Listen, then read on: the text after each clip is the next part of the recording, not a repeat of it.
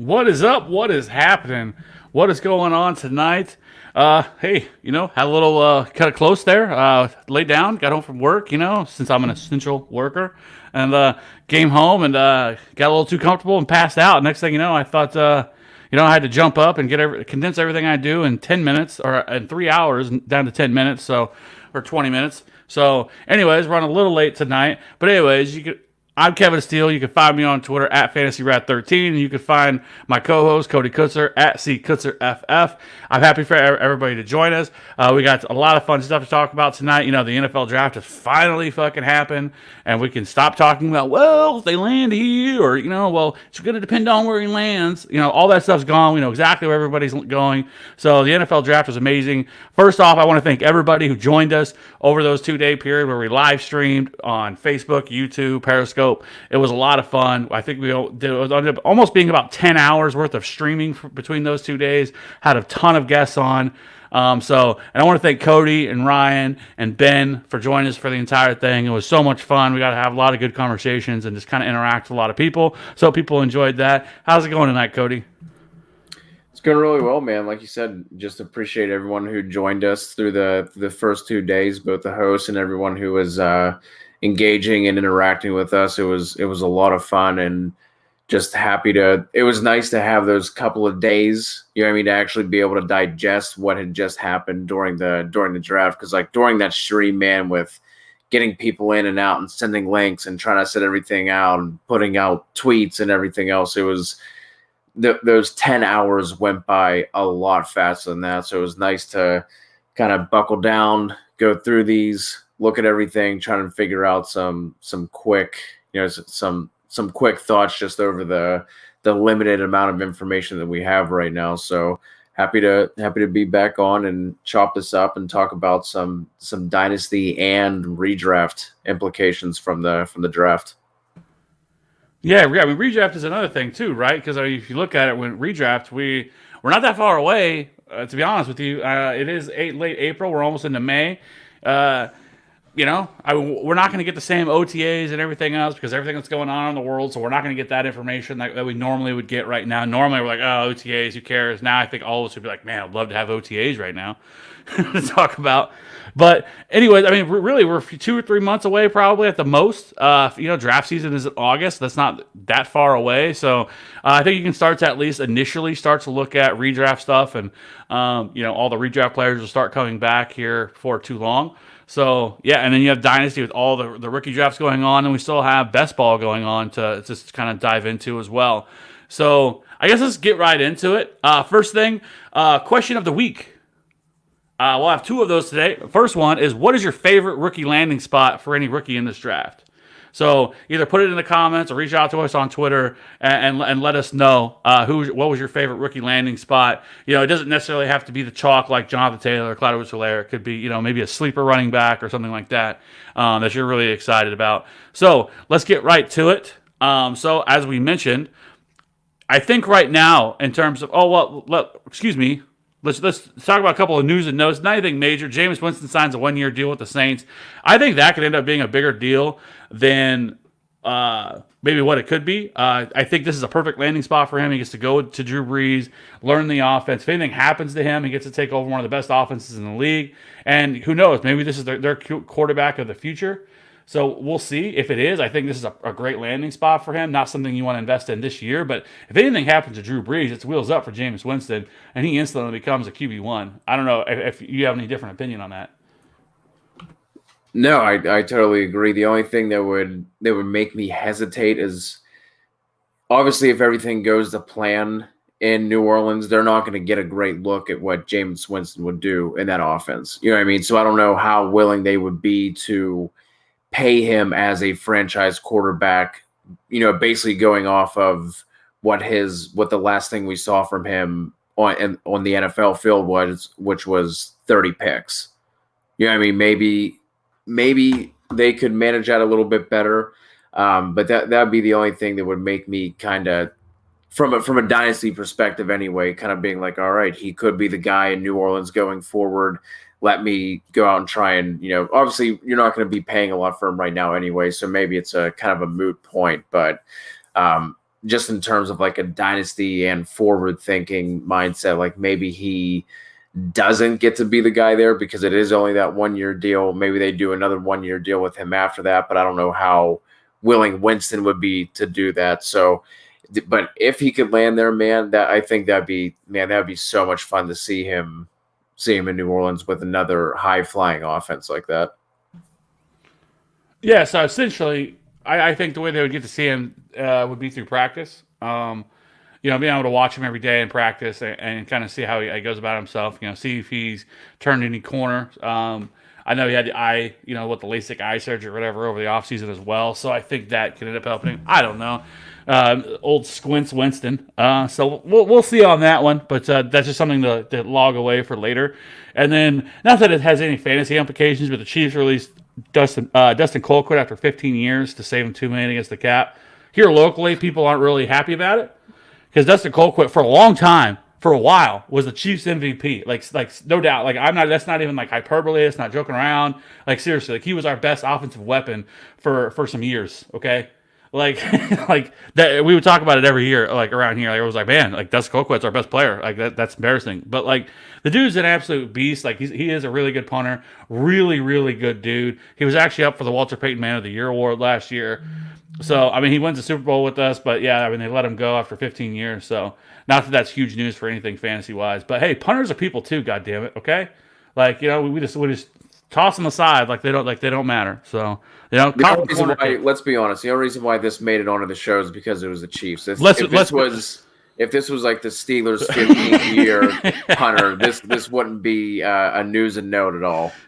That is true. But whenever I guess you host stuff, you get the advantage of being able to say stuff. So you're right. You can call me out all you want. That is 100% accurate. If anything has to do with the Chiefs, which actually also right before we came on, Rashad Breeland was arrested today for. Which is our one of our best corners. He had some alcohol in the car that was open, some little minor bit of weed. So it sounds like it's all like misdemeanor stuff. Been hanging out with Kareem Hunt, huh? Yeah, I guess so. Down in the South Carolina area. So way to go. So we'll see what happens with that. But anyways, let's go ahead and jump right into it. Let's do it.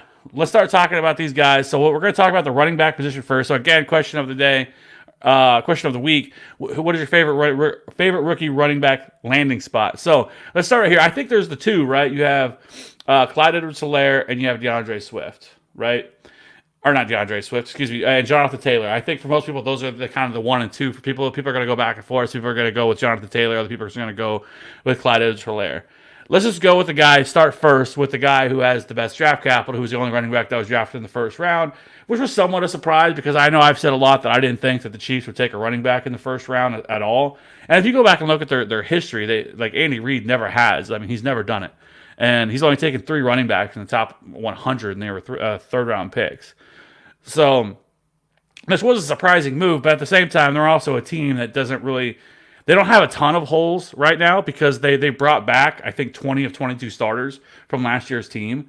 So they're not a team that's really looking for a lot. So I think they just kind of swung for the fences, and they felt like Clyde Edwards-Helaire is kind of that missing piece that they don't have at the running back position. So what do you expect, or do you expect for Clyde Edwards-Helaire to receive? Do you think he's going to receive the bulk of the touches there? So just as an overall arching theme for this conversation, I think a lot of this is going to depend on what kind of mini camp, OTA, training camp stuff that we get, right? Because we typically see it's been kind of going against the norm for rookies to come in and produce right out the gate, right off the bat. So I think a lot of this is going to depend on how that all shakes out. But even if that doesn't happen, and I know you have a different thought on this, or at least you did whenever we last talked, I think that's Clyde's job, even if it's only 55-45. I think he takes a majority of those touches sooner rather than later. I don't think that they, like you just said about Andy Reid and his history with taking running backs. We don't even have to talk about the coach speak about the whole Brian Westbrook and he's better than he was and all that. But the capital spent on him, I think he's more dynamic than Damian Williams. I think there's a reason why Damian Williams was in the position he was until he got to Kansas City. So whether that's week 4 or 5, like I said, depending on how all the training camp, OTA, rookie minicamp stuff shakes out, I do think that by the end of the year, Clyde is going to be the top back in that split. And I mean, maybe you have a more what's the word I'm looking for? I guess a heftier opinion, a stronger opinion, I guess, in terms of how he would utilize a running back by committee. I just either way, whether it's a 70-30, 60-40, by the end of the year, Edwards is going to be the guy. But I think by week 4 or 5, that's still going to be his job, even if it's only like a 55-45 kind of split. Well, I don't think people should go into it looking at, because some people have started to lose their minds a little bit about Clyde Edwards-Helaire, and they're, Ray Garvin. So we highly respect, had him on the show a couple of weeks. I really respect his opinion. But, a couple of days ago, he put out a tweet saying that he thought that he could reach 100 receptions in year 1. And I respectfully disagree, because there's not enough targets to go around for him to get 100 targets all of a sudden, right? If you look last year, the Chiefs only had 87 total receptions from their running backs, and I don't see that going all to him. And even if it does, I don't think that they move any closer to that. Now, you could say, well, Pat Mahomes, was hurt there for a little while, and they were playing conservative, so possibly he could hit that threshold. The problem is that Damian Williams, like you mentioned, unless he goes down like a Spencer Ware did back when Kareem Hunt's rookie year was, he's not going to get that kind of volume. Damian Williams is still going to get touches.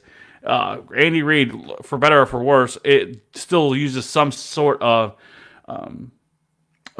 committee. And I think it could be much more of a 55-45 type split between the two of them, where Damian Williams still sees like 10 to 12 touches a week, and Clyde Edwards-Helaire sees 55 to 60. Now, I could also see it go the other way, where Damian Williams gets the majority, because one thing that Clyde Edwards-Helaire does struggle with is pass protection, and Andy Reid does not mess around with that. They're not going to allow. I know Pat Mahomes is a mobile quarterback, and he can move around in the pocket and kind of make up for that sometimes.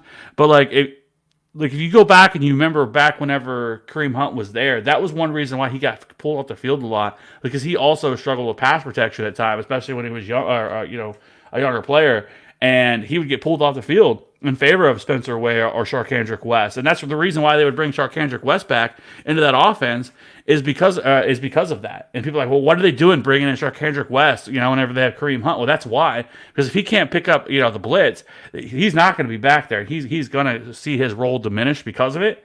And so I think with all those things, I wouldn't expect that year 1. I really like Clyde Edwards-Helaire long term, and I think this is the absolute perfect fit for him. And this is the best running back the Chiefs probably could have added into their offense because of the skill fit and everything else. So I like his long-term outlook, and I think he could end up being the best running back in this class. And he certainly could have a range of outcomes of being an RB1 for this year. I actually have him ranked, I think, RB15. I went and updated my rankings with all these rookies for my redraft rookie rank, or my redraft rankings, I should say. I think I'm around 15 or 16. And Jonathan Taylor actually is really close for me. Now we can go ahead and jump over to Jonathan Taylor, the other guy in this scenario. And the biggest question for him, I think, is do you project him to be a 3-down back? And I think it's easy to say, well, yeah, sure, yeah, I think that he will be. But when you look at how Marlon Mack was used with the Chiefs or with the Colts, Marlon Mack in college was utilized as a pass catcher, and that was one of the big things we really liked about Marlon Mack, was the fact that he could be a pass catcher, but he's never been targeted, and he's never got that opportunity with the Colts. I don't know why. And the same concerns are for Jonathan Taylor, is that Jonathan Taylor wasn't a prolific pass catcher. I mean, he showed to be adequate, especially his final year there at Wisconsin. But I could see a scenario where he is also not the pass catcher in the offense, and he's more of a 2-down back, and that's where they use him. People are going to think that's crazy, but I don't think that it necessarily is. Now Marlon Mack or Jonathan Taylor has better draft capital than what Marlon Mack did, but I still think Nyheim Hines is going to have a role there, and is going to be utilized as a pass catcher. And so I think that's something people should be storing away, especially year one, because Marlon Mack is still there, but Marlon Mack. One of the overarching stories for a lot of these guys is that the guy that's still in that offense, like Marlon Mack, is going to be a free agent after this year. So next year it'll be Jonathan Taylor's backfield. So for year one, I still think they at least him and Clyde Edwards-Helaire both have RB1, their range of outcomes. But I would feel a little bit more comfortable probably putting them as RB2s right now. How do you feel about it? Yeah, I feel the same way. And the thing where, because at first I started thinking about this, I saw the little blurb that they're envisioning a 1-2 punch between Taylor and Mack, which, I mean, at this point, that could just be completely coach speak. If Taylor goes in there and just starts tearing it up, there's not really going to be any reason to take him off the field. But then I thought about it, man. I was like, you know what? With all of the touches that he amassed at Wisconsin, like, for Dynasty players, like, maybe that wouldn't be the worst thing in the world to have him be the 1B to Max 1A for this year, because going forward, like you said, Marlon Mack's going to be a free agent. That's going to turn to Jonathan Taylor's backfield one way or another sooner or later. The same thing I was talking about with Clyde Edwards-Helaire. But that is going to be the thing is this just like a weird 2-year kind of anomaly where Marlon Mack was like, he ran routes. It's not like he wasn't quote unquote involved. They just never amounted to targets, right? So Taylor's obviously the much more talented, pure running back versus Marlon Mack. I think Mack finally had his first 1,000-yard season this past year. He has had trouble. I don't think he's played a full 16 games, but over the past 2 years, Mack's had between 56 and 62% of the running back carries, and that's kind of been around the same range for the running back rushing yards, between 57 and 60%, again from 2018 and 2019. So I think that's going to, I would expect that to tick up for Jonathan Taylor, not year one, but definitely in year two. That's going to be the thing, though, is what might cap his ceiling is how involved will he be. I think if you look at Jonathan Taylor's collegiate receiving numbers, he basically wasn't utilized the first 2 years. His junior year he was, and I think that's just the thing, right? Is like, he can be a competent piece to that passing game. You just have to make it a point to get him involved. I don't think he wasn't involved his first 2 years because he couldn't catch. Like, if you're watching YouTube right now, you can see the screen with the measurables that he has up there. There's no way that an athlete like that, if you're trying to tell me that Leonard Fournette, who had 74, 76 catches last year, if Leonard Fournette can do that, and we thought he was literally a zero in the passing game coming in from LSU, if you're telling me that Jonathan Taylor couldn't run wheel routes, option routes, angle routes, that sort of thing, with the athleticism that he has, which is something he clearly has over someone like Leonard Fournette, I'm just not going to buy into that. So how high will his ceiling be? I think that is to be determined still. But I mean, I think you're looking at a 1,200-yard rusher year in, year out with Taylor behind that offensive line specifically. So, yeah, I mean, those are some of the pluses with him as well, right? Like you mentioned, the offensive line is one of the best in the league, and I mean, he did receive a 10.3 target share, 26 receptions in his final year at Wisconsin, his junior year. So, like I mentioned, I mean, I can't really add any more to it. Like, I think it's going to be something that we're going to have to sort of unpack and really sort of monitor once we finally get training camp, whenever that time comes, and then readjust there. But again, I think these two landing spots for both of them are terrific, because I think they're both really good spots for the both of them. So Yeah, I mean, I think I have Jonathan Taylor at like 19 or 20. I'll have to look, but as of right now, I just give Clyde Edwards-Helaire just because I think he's going to be utilized a little bit more as a pass catcher, and I feel like Hilaire probably. I think he has an opportunity to reach 40 or 50 receptions in that offense. I think that especially year one, I think for me, I wouldn't put a ceiling any more than like 60, maybe 70. But like right now, that's kind of where I have him. I haven't really done projections or anything yet, but like that's probably where I would have it. I would be floored if he got to 100. Now I know a lot of people have said that his pass catching ability is on par with Christian McCaffrey, which kind of gets things stirring, if you know what I mean, down below when people start talking about those kinds of things. But I mean, he's not the same type of player that Christian McCaffrey is, but I think he at least has the same pass catching ability as somebody like that. So, and then there's another guy who was also drafted early round 2, and that's DeAndre Swift. And there's a lot of people that talked about him also being an underrated pass catcher there. And I think some people were a little surprised whenever he went to the Lions, just because it's not like a huge need that they had. That they maybe could they went in a different direction, but they ended up bringing in DeAndre Swift. And this is going to be a tough one. This is going to be another one to try to navigate the waters, which a lot of these guys are, because none of them just landed in a spot, except for one guy, which we'll get to later. If anybody has been following in the last couple of days, they know what I'm talking about. That really fell into like just the absolute tits, right? Just the absolute nut spot, if you will.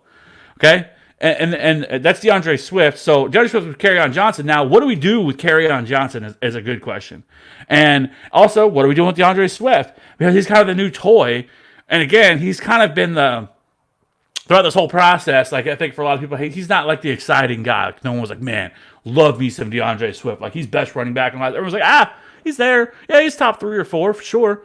Right? And now here we are. He lands with the Lions and people are like, not really excited. But what is your take on this with him and Kerryon Johnson in the offense? And is Kerryon Johnson dead? Do you think DeAndre Swift is the best running back? Here, and where are you seeing his usage come in? I've never been a big Kerryon Johnson guy. I just haven't. Like I wasn't on that train when he came out. I know a lot of guys who are smarter than I am, like Travis May. Like he loved Kerryon. I mean, he obviously showed well during the preseason. He had a couple of nice games too, but like I was never really on that bandwagon. And he was kind of like one of those guys who was competent in the pass game. Like I didn't look at him as like a weapon the way that I would like Clyde Edwards-Helaire or a DeAndre Swift.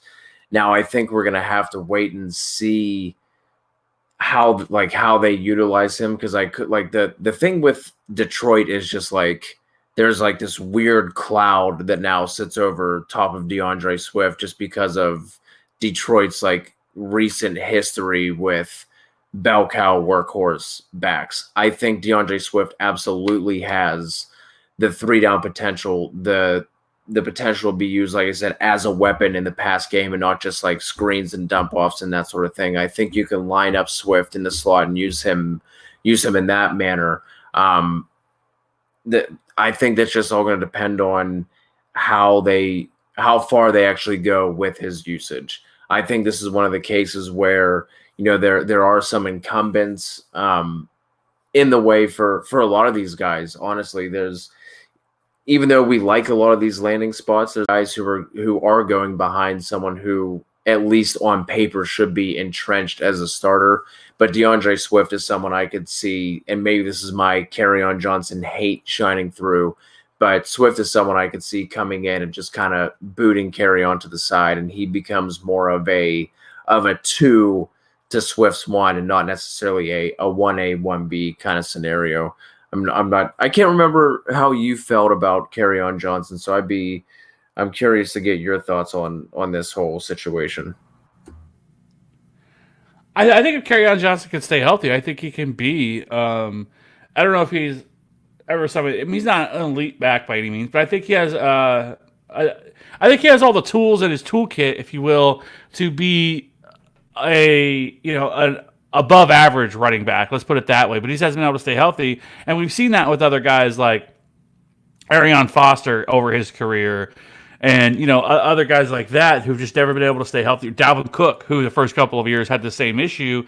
Now the Vikings never went in and did something like this, so I don't know what this means, and I think it could end up being a 50-50 split or something like that, or they kind of cannibalize each other a little bit unless one of them really takes the lead. But there's a lot to like with DeAndre Swift in his game, and he was one of the leaders in yards created. He also led the class, and he created 5+ yards on 34% of his carries, which was number one in this class. The target share was nice at 10.1. Again, he wasn't a workhorse back for Georgia, which is just Georgia's MO. But I think he enters a situation where this could end up being good.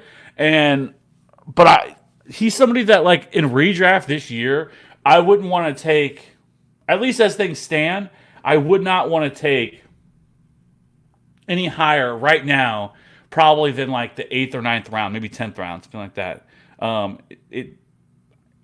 He's just a tough guy to right now to really judge, just because but we're going to have to do this with all these guys, really, because like I mentioned, I mean, we're going to keep this going to be kind of the theme, is kind of see how things shake out. But early indication is he's not somebody that I'm as excited about, because I do think Kerryon Johnson is going to have somewhat of a role, and then so I think we're right there with that.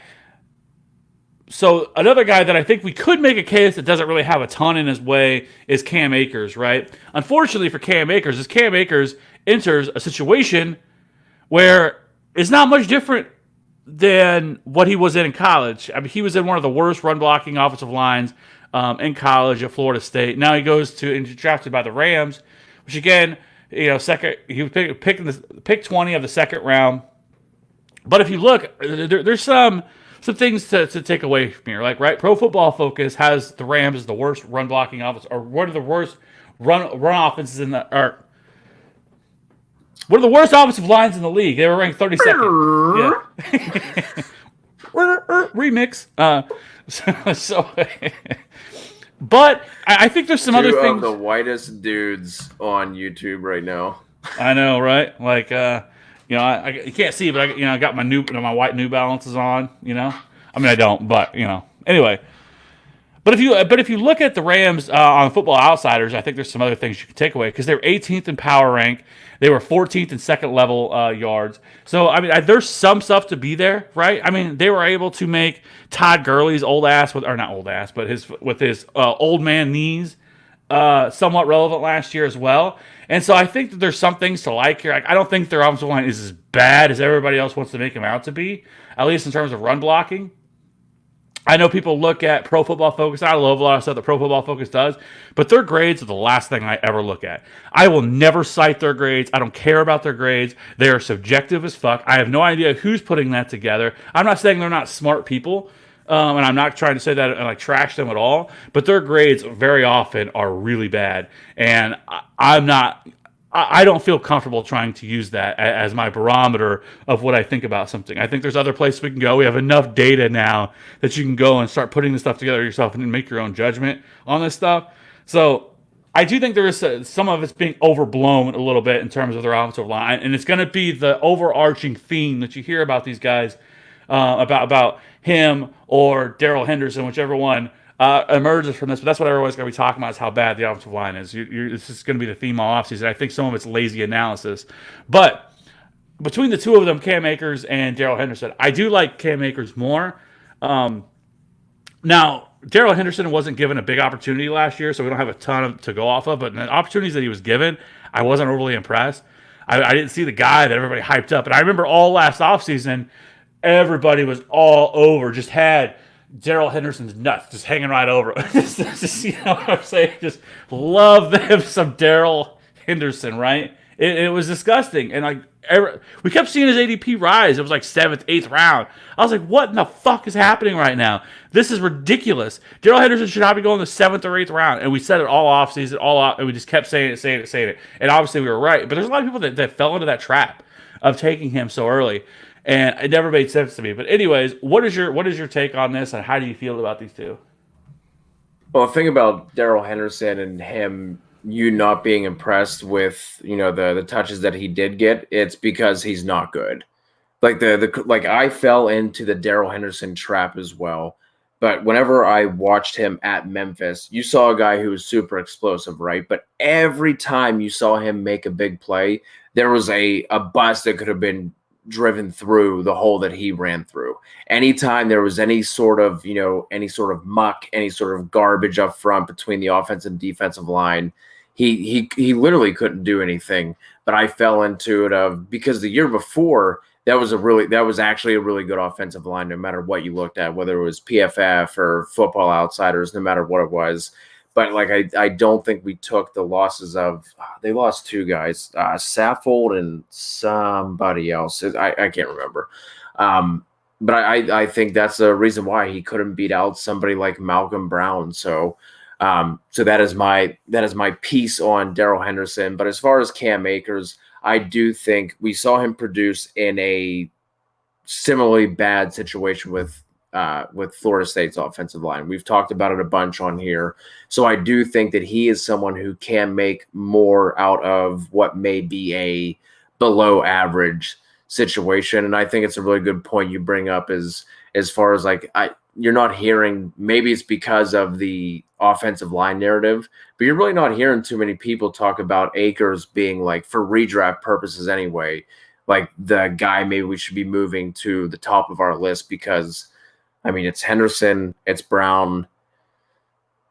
I wish it were John Kelly who are actually in there, but I think I think it's time to put that to rest. So Cam Akers might actually be best situated. I mean, I know you disagree with that because, I've seen the scars on your knuckles. I think they're still bleeding and open from all the fights you've been having out in the Twitter streets, just throwing haymakers down on everybody. But yeah, man, Cam Akers, I think he's someone that we, for redraft purposes and for Dynasty, honestly, he was one of our favorite prospects coming in. I think needs to be bumped up a little bit higher on rankings lists, or at least talked about in the same vein. No, I agree with that actually, and I think that's a good take. And you're right. We'll get to it in a minute, but I've been out here fighting, and it is what it is. It's what I do. But I think there's also people that are stuck on take lock pre-draft of what they thought about people on Twitter who will not let it go, and people automatically gravitate whatever they could find. So like when Akers was drafted, right, immediately they were like, oh, terrible landing spot. Cam Akers is gonna be a bum. That offensive line is so bad. Like, oh my god. And I'm like, dude, like this, like that's fucking a terrible take. One, like, let's talk about this. The Rams offense was not the Rams offense last year, and we talked about that a lot. Some of it was offensive line play. Some of it was just, just a terrible year. Just a lot of bad things all at once. But I do think that this offense can get back to the offense that we once saw from the year before. And if it does, that is great news for Cam Akers, like fantastic news, because that's what we want in fantasy football is a target running backs and great offenses. Like that hasn't changed at all. And so I do think that Cam Akers is being slept on, and I think that he could end up being right there in the same conversation with a Jonathan Taylor or a Clyde Edwards-Helaire for redraft purposes this year, and even for a long-term outlook. Like I think that this could be a good spot. The Rams really did themselves a disservice. They went out and really tried to go all in and spent all this money and acquire all these players. They realized it didn't work, and they realized they fucked up. Now, they were able to make it to a Super Bowl, which is it's better than some teams are able to say that do this type of stuff. I mean, look at the Texans, who have done fucking nothing with everything that they've done. But the Rams have at least made it to the Super Bowl. Sorry, General Zod. Yeah, and I think they finally figured it out. And so they're starting to like tear it down a little bit and kind of like recoup. And I think that, within a year or two, I think they'll be right back to being, a really solid team. I think that they have the possibility to go into the playoffs this year anyway. But I think some of it's being overblown a little bit. But I do like Cam Akers, and I think that, you can make an argument that he is the third or fourth guy, that people should be looking at least among redrafts and even under Dynasty perspective, depending on how you want to look at it. Now, the next one and the fourth guy is J.K. Dobbins, right? And this is another situation where he's going to be right there with Mark Ingram. Now, next year, Mark Ingram is a free agent, right? And again, this is kind of this is what we're going with. That's the theme of the night, is that him and Mark Ingram are in the same backfield. And I know a lot of people love J.K. Dobbins, and I do too. And I think my opinion of him, redraft and dynasty, are where things differ. Dynasty, I think you can make a case that he's the second or third best running back in this class. Like, I wouldn't even be upset with it. I think it's right there. Redraft for this year, no. I really, right now, want nothing to do with either one of them, and people may say that's crazy. I just think both of them are going to go a little bit higher than I want to mess around with them. And that's my problem with J.K. Dobbins or Mark Ingram. I think they could end up being overdrafted. Now, if something happens or we get more information, then I keep feeling I'm a broken record on that. But J.K. Dobbins right now, he's probably my fifth or sixth guy in terms of redraft that I'm excited about messing around with. And I know that's crazy, but because I think he's in one of the better offenses with the Ravens, that I get that. And I know they run the ball a lot. It's just I think that they're going to end up cannibalizing each other, and I don't think that those targets are going to be as valuable, or he is going to be able to have as many reliable weeks, if you will. So that's my issue with J.K. Dobbins, at least for this 1 year. But after this, like, it's wheels up for J.K. Dobbins, and it could be wheels up this year. Yeah, I think we're going to need the Mark Ingram injury in order for that to happen, because if you look at what Mark Ingram did last year, he was actually good in that offense. I mean, as a 30-year-old running back, he still had over 1,000 yards, 10 touchdowns in that offense.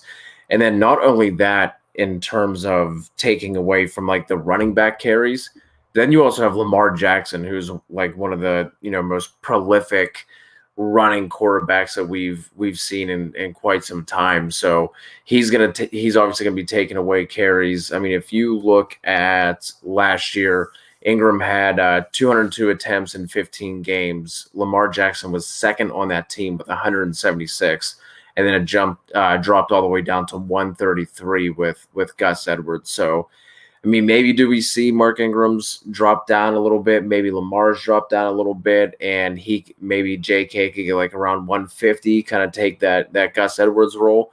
Maybe. I think that is an important distinction to make between redraft and dynasty. I think for redraft purposes of the big five, he's probably going to be fifth. But for dynasty, this might be one of my favorite landing spots. You posed the question earlier. This one is probably mine, just because of first of all, just a run first offense, a really fun offense to watch. And then also the marriage of scheme and player, right? They obviously did a lot of the option, a lot of the zone read stuff at Ohio State. Now he's going there with Lamar Jackson. So I think that's just a perfect landing spot for somebody like J.K. Dobbins. And we'd been talking about how some people were kind of, I think you had a little bit of a concern too with him coming in at 209, but he's going to have space, man, between Lamar and the speed they have outside. Got Duvernay in the slot now, Mark Andrews patrolling the middle of the field. So I think you're not gonna see J.K. Dobbins slamming into the center and guard too often in Baltimore. So yeah, so I don't have anything else to add to that. I think that's pretty much right there on spot with him. Now, past that, I think this is where people are going to really start to differ on what their thoughts are. Well, let's just get it out of the way. Let's talk about Bashan, right? Let's just talk about him, saving him. This is the most. You were trying to roll into that so coy. Just let it out, buddy. Just go. I've been waiting. The floor is yours. I've been waiting to unleash this a little bit. I don't understand where people come from with Keyshawn Vaughn. I've heard things like, "Oh, he can't be a do it all back. He can't be a 3-down back. He's not big enough." I'm like, "The fuck are you talking about? Are we talking about the same guy? We're not talking about Darrington Evans here, right? When we're talking about Keyshawn Vaughn, I mean, let's just bring it up. Tail of the tape, if you will. He's 5'10", 214. Like, what are we talking about that he can't be a 3-down back? Are you kidding me? You look at his opportunities. Okay, as a pass catcher, he was 10% target share. That's right there on point with Jonathan Taylor or DeAndre Swift or these other guys, right? Like, that's certainly right where he can go in. And he was second in yards created and stuff like that. And so when I look at this, and then I look at the opportunity, and I see, who's in his way? What's the opportunity here? And this is the most important part of the equation with Keyshawn Vaughn, is that it's fucking Ronald Jones. We're not talking about somebody that we should be worried about. Yes, Ronald Jones was better last year. I will give Ronald Jones credit. He was not a complete body bag as he was the year before. But that's not. But I'm not going to sit there and go out on a limb. Like, people are like, "Oh, Ronald Jones is a thing." Like, we need to make Ronald. I'm like, no, Ronald Jones was not a thing anymore. And to be honest with you, the Bucs have no allegiance to Ronald Jones. They didn't draft Ronald Jones. Bruce Arians didn't bring him in. This is his guy, and I honestly believe that Keyshawn Vaughn could end up being his David Johnson. Like, I truly believe that. And I think Keyshawn Vaughn's not elite at anything, right? He's above average at almost everything that he does. He was 27th and this among in the entire nation last year in missed tackles forced. He was, his 30th or 743 yards after contact was great. His college dominator was fantastic. Playing at Vanderbilt of all places, a terrible program. And so when I look at Keyshawn Vaughn, especially for this year, I look at him and I say, you know what? Keyshawn Vaughn can easily be. I wouldn't be surprised if he finishes the top 2 or 3 rookie running back in this class. He's in a dynamic offense. He's in a great offense, and I think he can be a 3-down back. At the very least, he's certainly the pass catcher, because that's not what Ronald Jones is. Ronald Jones is not a good pass catcher. So at least you can pencil him in there, because the only other option is what, Dare Agumbalawe? I mean, he's the only other option. So I think he's certainly the pass catching back. But like I said, he's certainly big enough to be a 3-down back. Now people will bring up, but is Bruce Arians going to give him the opportunity? You can go back and kind of point to David Johnson his rookie year, right? And I remember David Johnson his rookie year because people were so frustrated. Like, man, why will they not put David Johnson, as the lead back, right? Because he was so explosive every week. It sounded like anytime he had the ball in his hands, he ended up, I think, with like 8 touchdowns or something like that his rookie year. He had very little usage, but the difference here is there's not a veteran here in this backfield, right? It's Ronald Jones and Keyshawn Vaughn. And my money's all over Keyshawn Vaughn. I think Keyshawn Vaughn should be a lock in redraft to be a top 5 running back. I have him right now, I think, ranked at 22 or 23, and we'll probably end up bringing him higher as things progress, just because I bet on talent, and I think he's much better than what people give him credit for. And I don't know. I don't understand what people are seeing with Keyshawn Vaughn and why people seem to be as a little bit lower on him than I am. I know there's some people that agree with my take, if you will, but where are you coming in on Keyshawn Vaughn? Yeah, Keyshawn Vaughn was easily pre-draft. He was easily my 6th running back. The top 5 that we've already talked about, and then Keyshawn Vaughn. Like, he was like in his own little space, and then it was like your P. Ryans, your Mosses, and that sort of thing. The thing that I keep going back to, because like I've been kind of following around, you're sending me screenshots of everything that's been going on the past couple of days, and I'm like, man, I don't know. Like, Rojo wasn't that bad. He was improved. But then the thing that I keep landing on was whenever Arians gave him the keys to the kingdom, so to speak, it was 2 weeks, and then fucking Peyton Barber was right back in it, splitting carries with him. And then they let Peyton Barber walk this offseason. You know what I mean? So like that, I'm like, man, but like maybe Ronald Jones could, because like I obviously this is one of the big spots that we talked about, landing spots, pre NFL draft. If it was Tampa Bay, it was Kansas City, like those were the top 2. We really want to see one of these exciting rookies go to. We got the Tampa Bay landing spot with Keyshawn Vaughn. Like, I loved it. Then I was like, all right, hold on. Don't let your Rojo hate go too far here. Maybe he still could be involved. And I think I'm not foreseeing a 85% touch. I don't either. Yeah. Right. That's not what I believe. Yeah. Right. So I still think he's going to be involved to some degree, but like you said, man, like if he ends up in terms of the rookies having like at least the highest amount of touches, the highest touch percentage, I don't think that should surprise anybody this year. The one knock on his collegiate profile is he's already like 23 years old, I believe, but that's because he transferred from Illinois to Vandy. And back in Keyshawn Vaughn's day, you had to sit out a year whenever you transferred. So I think that's the thing. And I think one of the reasons why a lot of people aren't that excited about him is because of the two programs he played for. Like, nobody is tuning in on Saturday outside of the alums and the sickos like Travis May and being like, all right, let's see some Illinois football. Let's see some Vanderbilt football. But in the SEC, he produced. So Vaughn is a guy that we have both been excited about. And I think this landing spot you couldn't ask more for. Dynasty-wise, how long of a leash does he have being drafted where he was, and how long does Arian stick around? I think that's yet to be determined, but I think for dynasty purposes, you should basically, first of all, you should be playing in like a 2 to 3 year window anyway, but especially whenever it comes to running backs. Basically, like for me in dynasty, it's like, what am I going to get out of this rookie contract? And then I'm not even worrying about it after that. So for redraft, I would probably have him higher than I would in dynasty, but that's not necessarily a knock on him as so much as it is like other situational factors. Yeah, so for me, like, because I think he's going to end up being somebody that I can have as long as he doesn't jump the rails, when it doesn't right now seem like that's going to be the case. So if that doesn't happen, like, I think he's somebody that we can get in the later rounds of a redraft, right?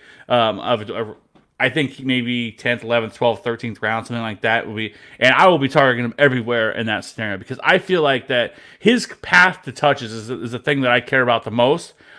I think is one of the easiest to take over that backfield. Now, I don't believe that he, like you mentioned, I don't think he's going to be a 70, like he's going to get 70% of the backfield. I don't think that. I think he could end up being the 55 to 60 range. And I do also think he's going to get or succeed most of the pass catching work as well. He's going to get most of that. And with all those things together, like that's why I am so high on him. And I just don't, it doesn't make sense to me the disconnect that people are having with this and why people aren't more excited with him. It's just kind of like, again, he's kind of like, oh, it's not a bad landing spot. But pre-draft, everyone's like, man, whoever goes to Tampa, like, that's going to be a great spot. Then the guy who goes there, and it's like, it's not really what I was wanting, so it is what it is. But anyways, we can keep moving there. But Bayshawn Vaughn, I'm gonna trademark it. I'm gonna send it to Keyshawn Vaughn, like, hey, bro, let's make some shirts. Bayshawn Vaughn, so it's gonna be great. I love it. Anyways, let's move on. The next couple of guys we can kind of talk about, we don't have to spend a ton of time on. A.J. Dillon, what the fuck are you doing, Green Bay? Green Bay, really? Like, I know it's been like the great thing to do is shit all over the Packers this week because everybody's done it because of how they handled this draft. Like, it was truly one of the worst drafts I've ever seen. And by drafting Jordan Love in the first was like, oh my God, what are you doing, Green Bay? Like, you don't need a quarterback. Yeah, all things you could probably use right now. Let's take a quarterback. And then they follow that up with A.J. Dillon in the second round. When you have Jamal Williams and Aaron Jones. Like, what are you doing, Green Bay? Maybe a wide receiver? Maybe. I don't know. Maybe a tight end wouldn't be so terrible. Whatever. Something to help your aging quarterback. Who's still what? He's 35 or 36. Like, he's not, like, ancient in terms of where quarterbacks are playing now. I mean, we're seeing Brady and Breeze play into their 40s. I'm not saying that Aaron Rodgers is going to do that, but I don't know. Maybe help that guy out. Anyways, A.J. Dillon is another guy that I've had discussions with people about, just because I think it's somewhat fascinating because he is drafted in the second round. He has better draft capital than some of these other dudes. Now, year one, I don't think that he's somebody, again, that I would have a ton of interest in redraft, but Dynasty, like, you have to have some interest in him because next year, Aaron Jones and Jamal Williams are both free agents, and if they don't bring them back, this is his backfield next year, right? So, I don't know. Like, where do you come in on him? Kev, I was not laughing at you there. I just, oh my God, dude. So I just pulled up Spot Track and the Aaron Rodgers contract, since we were just touching on Jordan Love a little bit. With a pre-June 1st release or trade of Aaron Rodgers, it is a $51 million dead cap. Like, I almost feel like that can't be right? Like, there's like, I have never heard of $51 million in dead cap. Now, post June 1st release or trade, that does drop down to $20 million on both of those.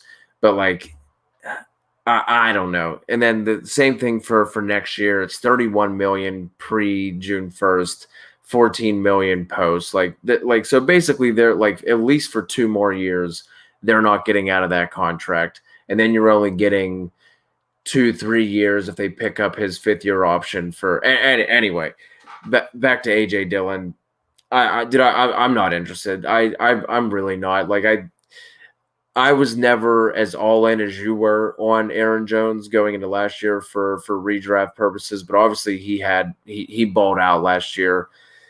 With the AJ Dillon thing, I was talking to one of my buddies about this today. So 18 touchdowns last year. I think most of us thought, like, I know, Kev, your favorite buzzword in fantasy football is regression.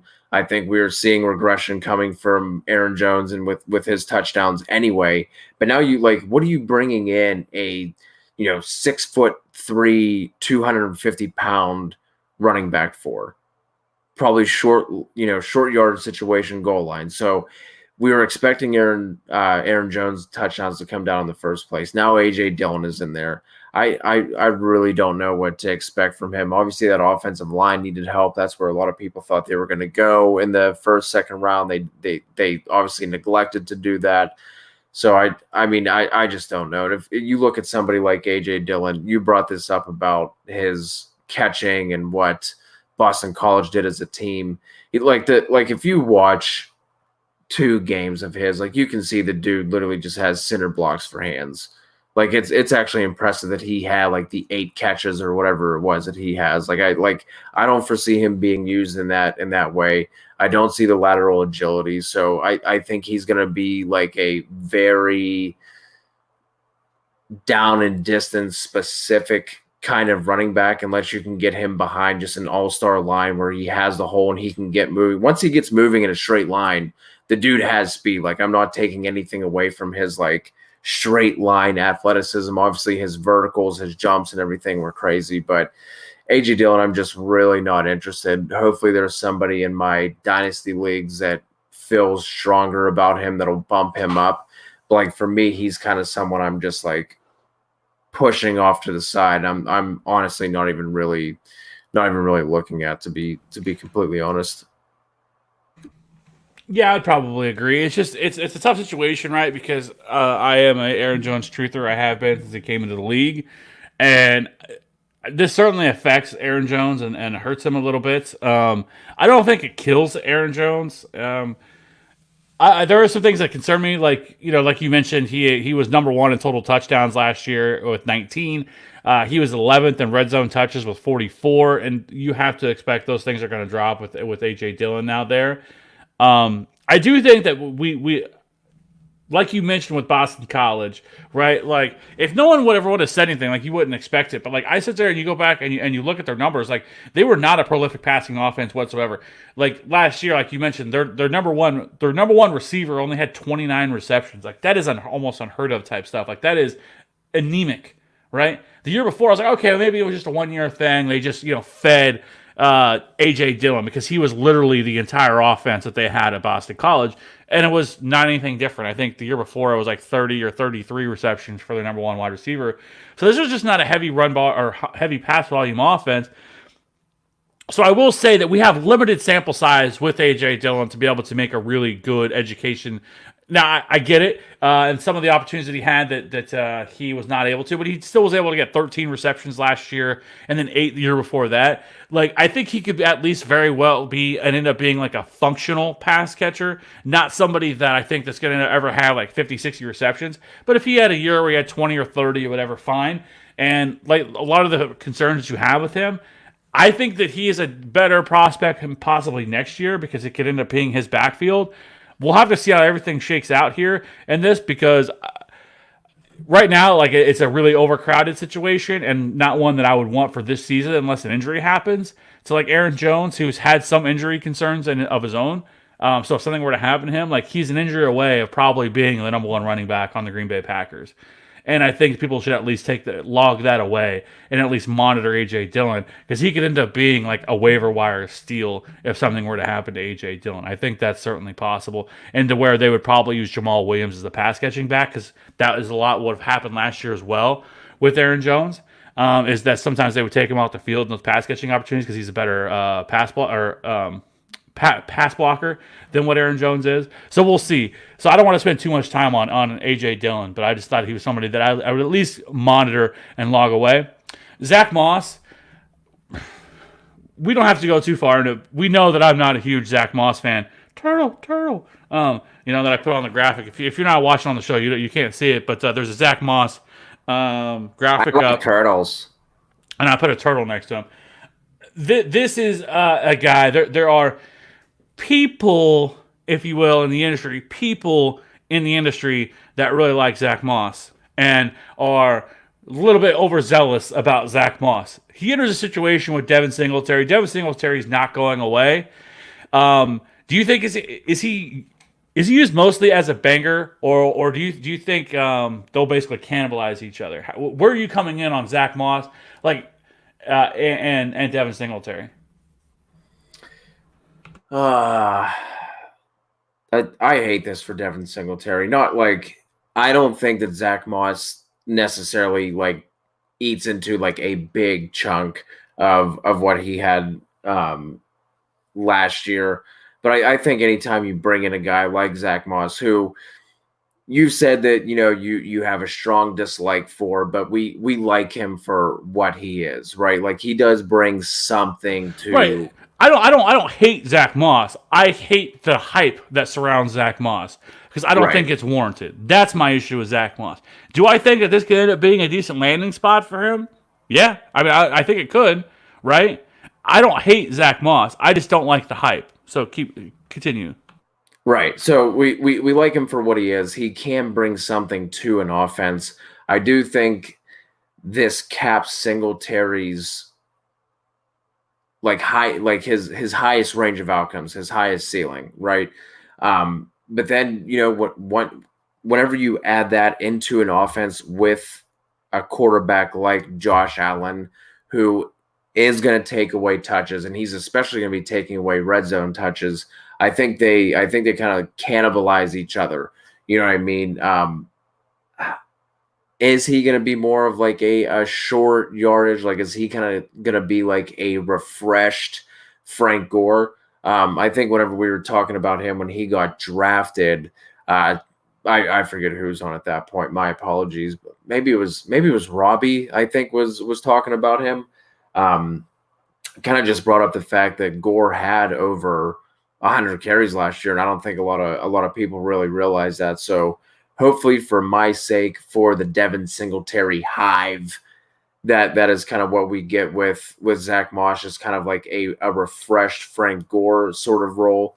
But I think, unfortunately, I do think they kind of just cannibalize each other, and then you add in the red zone goal line and just the overall carries that the Josh Allen is going to take away.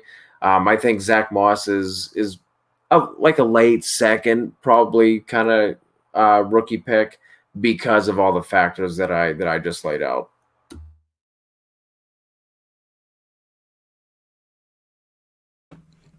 Yeah, I agree. I think there's a scenario where Zach Moss ends up taking over as sort of the early down back, and Devin Singletary turns into the more pass catching back.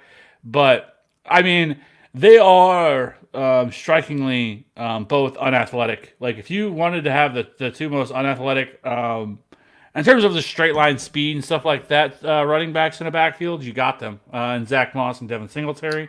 I think Devin Singletary I could be will more not explosive. let that stand. I know I know Devin Singletary's combine was legitimately awful and probably one of the worst that we've seen. But if you watch his tape in college, that just did not add up. Did he have that blazing long speed and be able to run away from a bunch of guys or anything like that?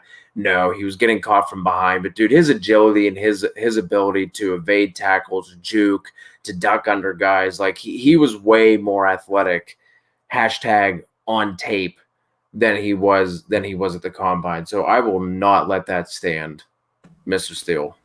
Okay, it is what it is.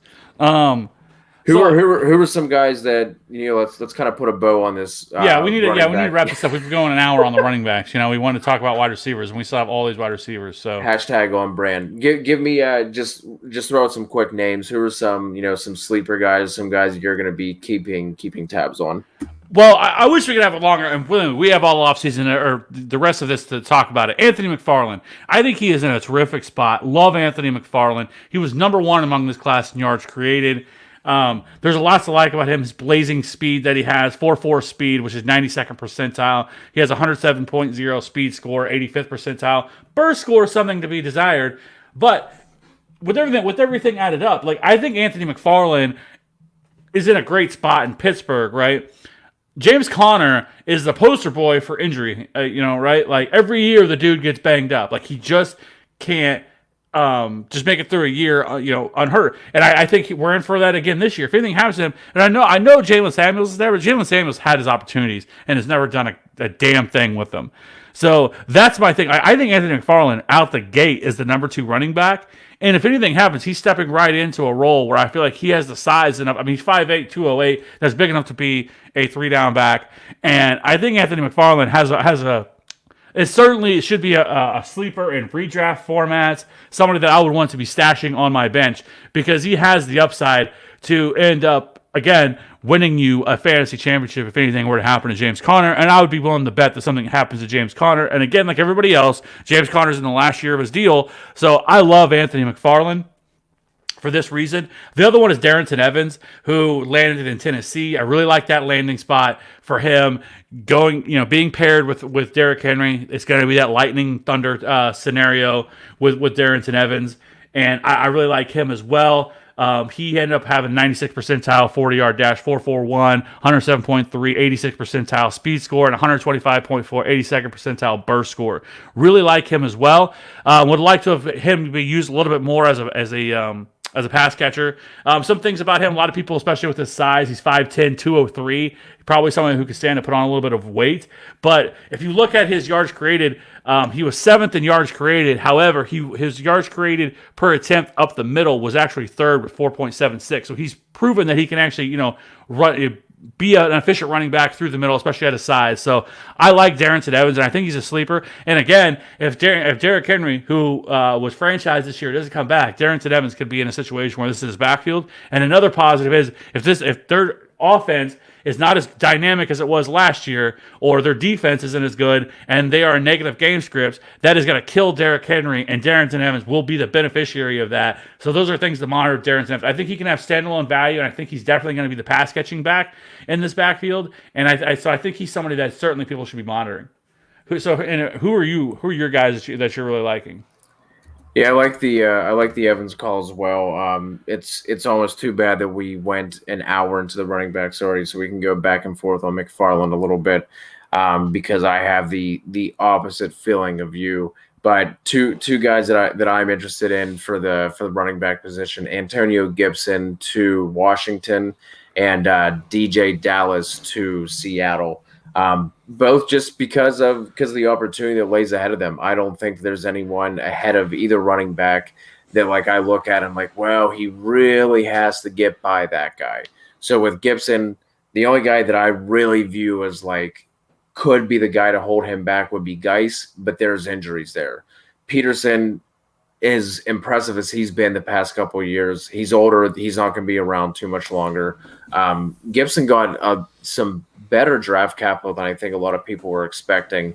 And then DJ Dallas, as much as we want to bang on Pete Carroll for just being run heavy, not unleashing Russell Wilson the way that he should, the one thing you can say about him is if you perform well in practices and you don't screw up, you're going to get your shot.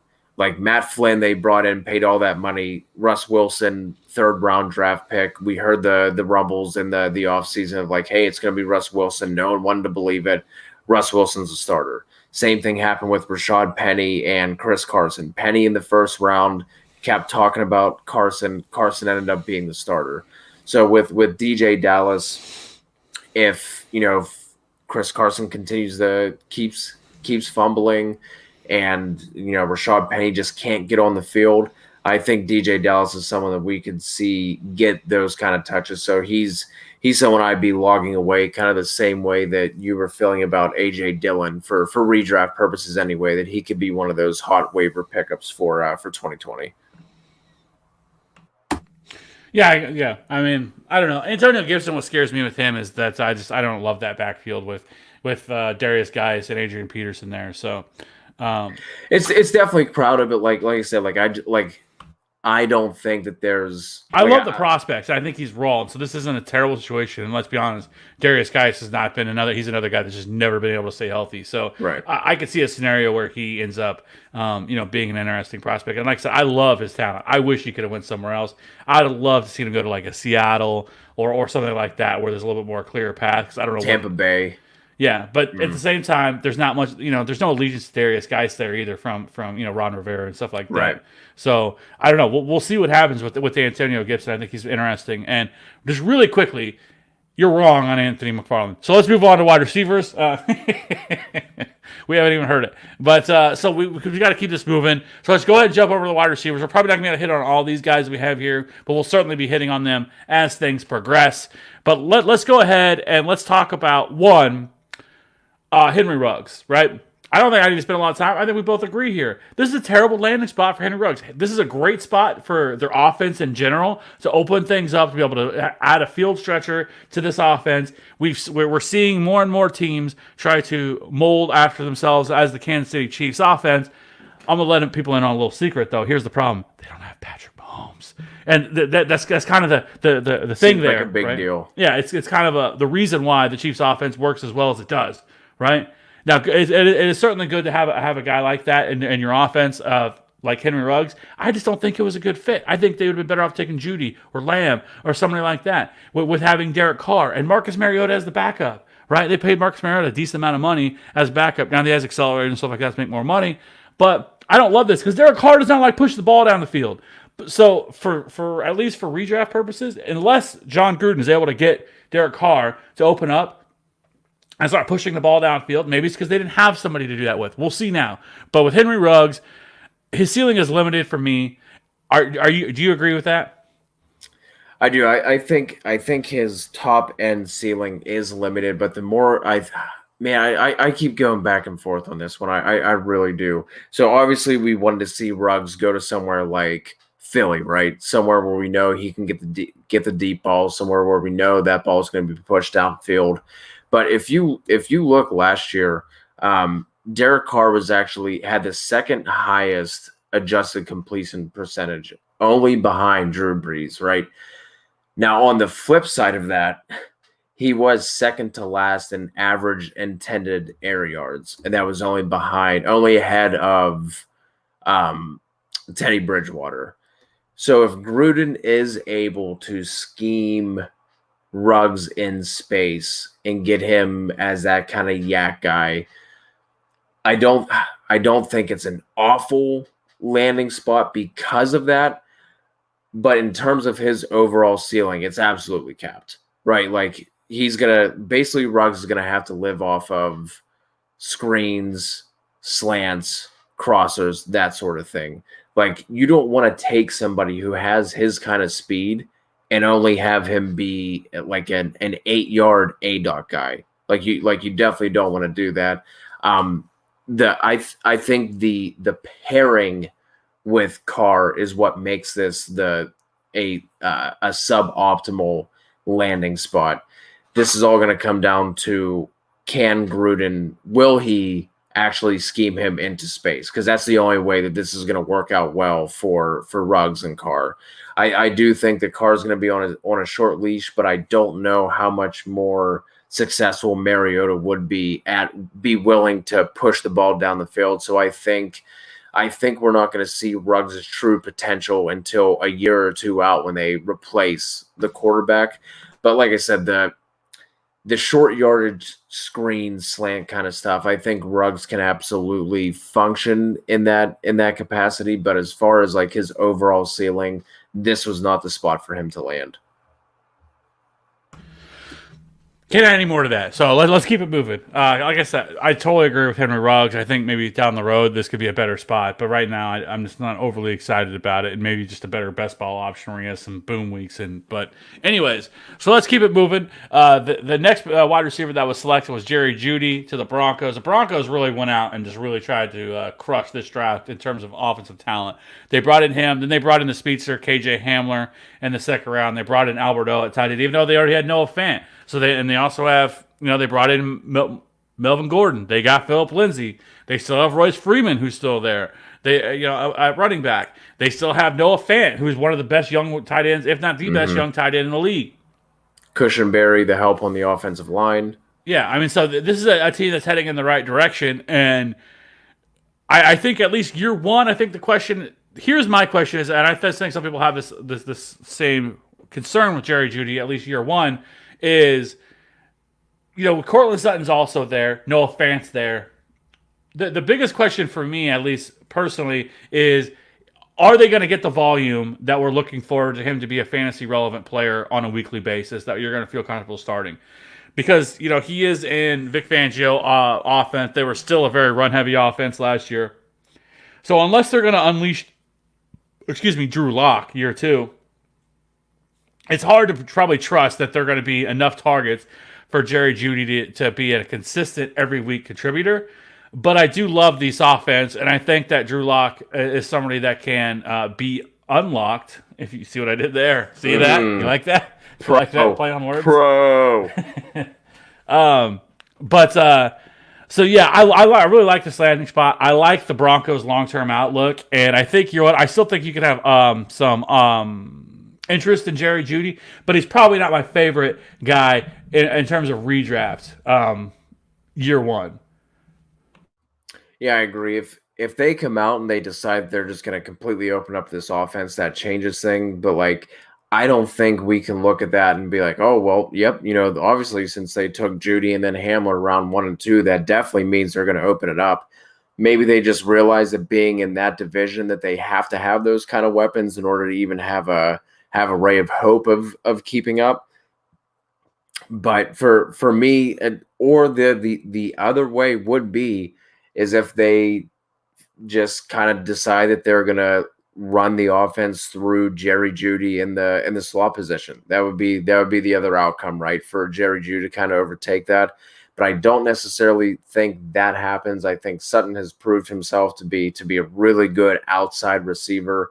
Judy's obviously going to offer you more versatility to move him inside and out, but I do kind of see maybe it's just like a 120 and 115 kind of target thing at the end of the year between the two, and whoever gets the 5 extra, I mean that remains to be seen. But I think they're going to kind of both live in that kind of same area. I don't really see one of them really overtaking the other.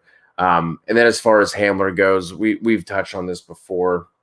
But I think he's going to be more of that best ball kind of option, especially in this offense with everything you just laid out between Fant. Does Alberto get involved year one? Melvin Gordon has shown he can be a competent pass catcher. Philip Lindsay. So with all those weapons around, I think Hamler is going to be a better Broncos piece than he is a fantasy piece. But I also think because of that, Hamler's going to go probably super late in best ball drafts as well. So I think he would definitely be a guy you could target in the late round of best ball drafts. So we'll keep this moving here, man. Let's go to CeeDee Lamb. This was a pick that I remember whenever it came through, we were on the live draft show. That was kind of like one of those oh shit kind of moments. I don't think anybody thought there were rumors that they wanted to add to their slot receiver during the offseason, but I don't think any of us thought that it was going to be CeeDee Lamb in the first round. So with CeeDee Lamb, where do you see his ceiling with Cooper, with Michael Gallup there? Obviously, I think you were a Gallup fan as well, but I was a big Gallup fan going into last year, especially for dynasty purposes. I think he's legit. I don't think that was just a case of him, kind of getting the targets and he produced. I think he could produce either way.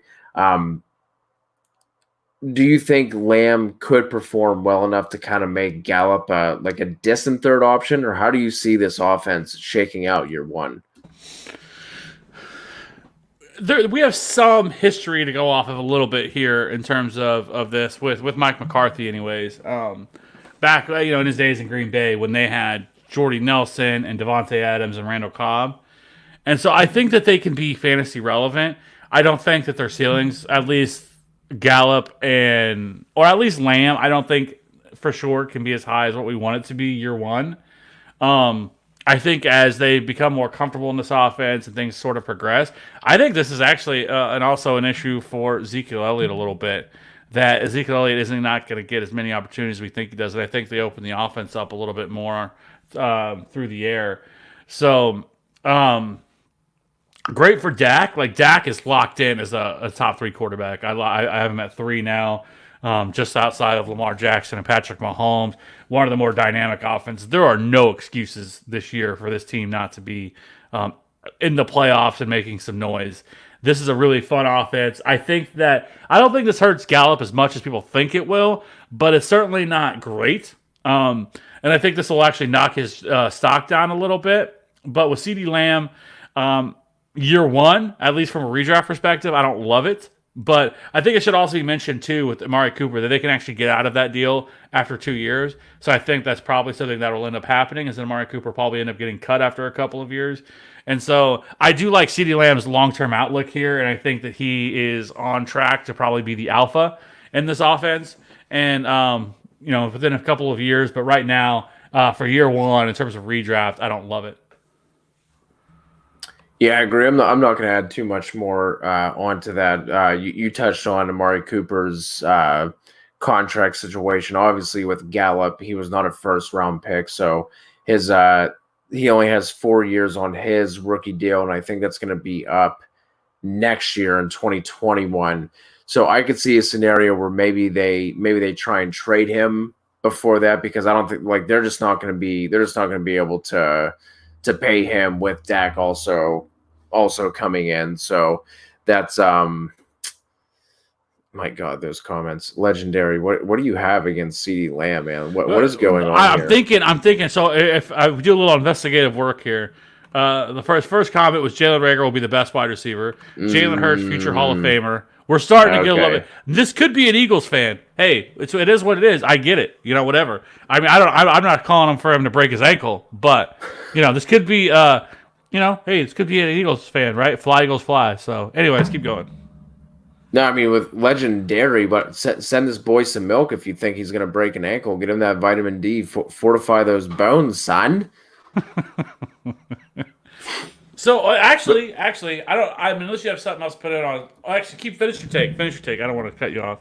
No, I was just going to say that maybe we see Lamb become that, that alpha a little sooner than that too. They're going to have to pay Dak. You know what I mean? So I just don't think they're going to be able to fill it. So I guess we can move on to legendary's guy here. Yeah, and for a lot of people, it might end up being actually number one for people, especially year one.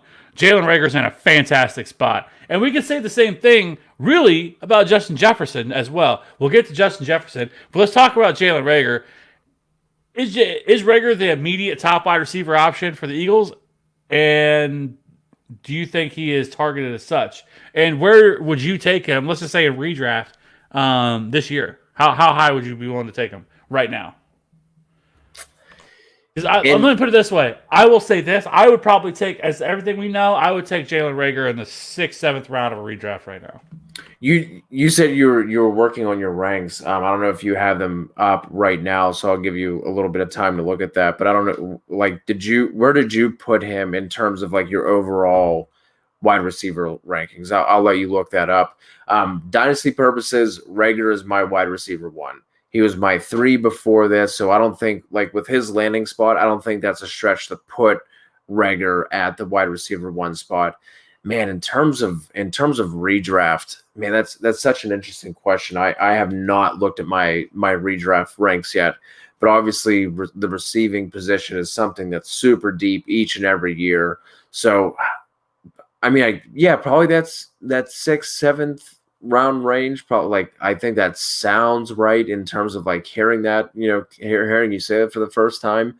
But I can speak more to the dynasty side of it, and for this year, he is my wide receiver 1 for dynasty purposes for sure.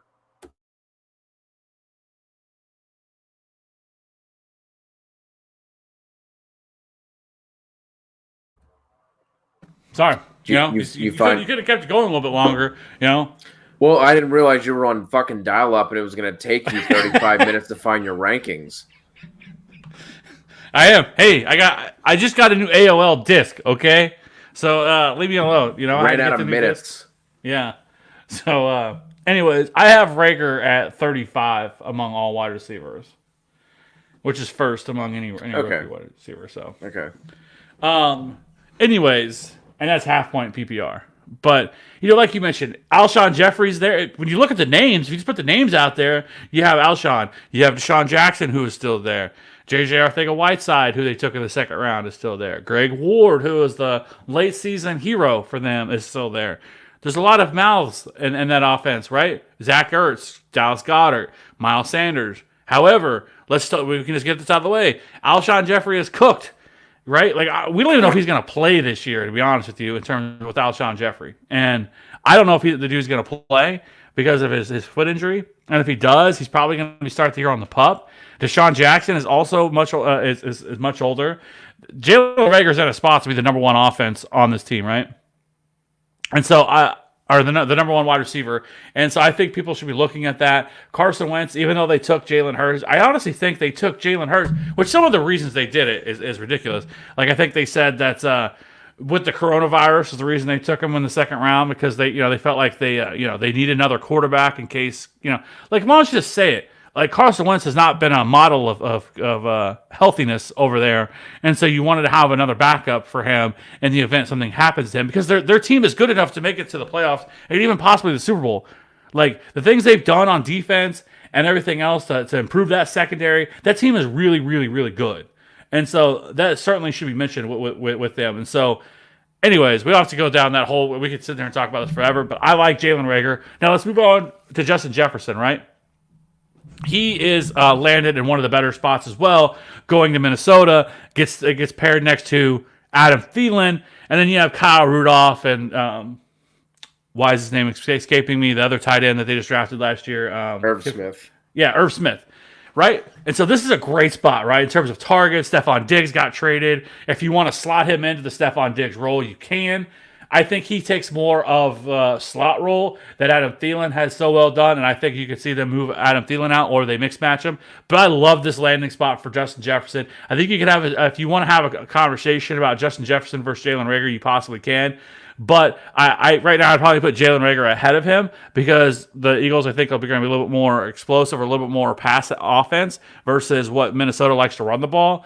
But I love this spot for Justin Jefferson, and probably, honestly, for redraft is my number 2 wide receiver. Yeah, I think with the Adam Thielen thing, I was just looking at his contract status.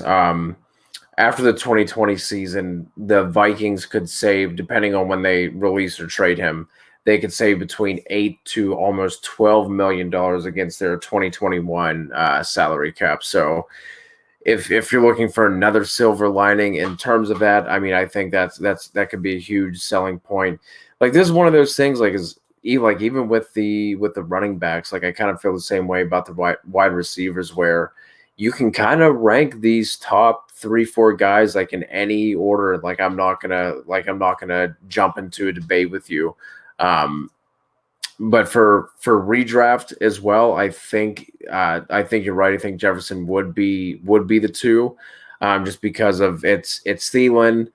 Rudolph is trailing off. I know he had that little run where he had, what was it, like 5 touchdowns in 3 games or something like that, to the mid to the end of the season.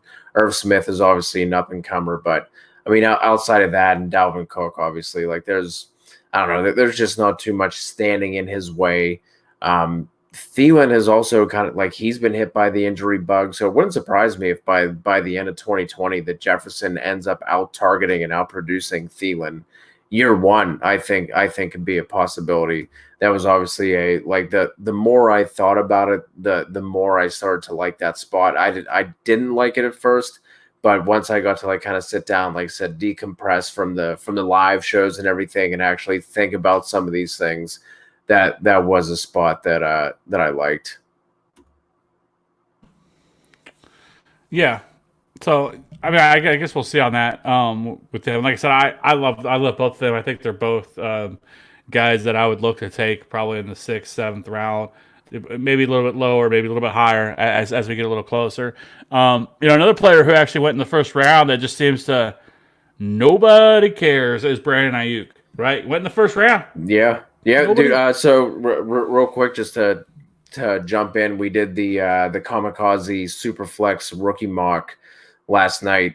You could also find on we're gonna drop that on podcast form, but you can also find it on the YouTube channel as well.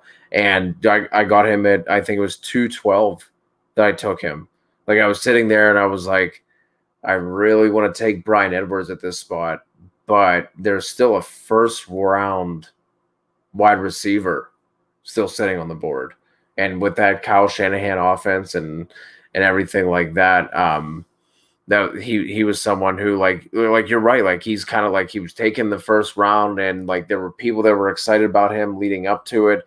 We had Jim Nagy of the Senior Bowl telling us that, like, hey, all the NFL teams that I talked to leading up to this point have Ayuk with a higher grade than N'Keal Harry. We all poo-pooed it. We said that was crazy.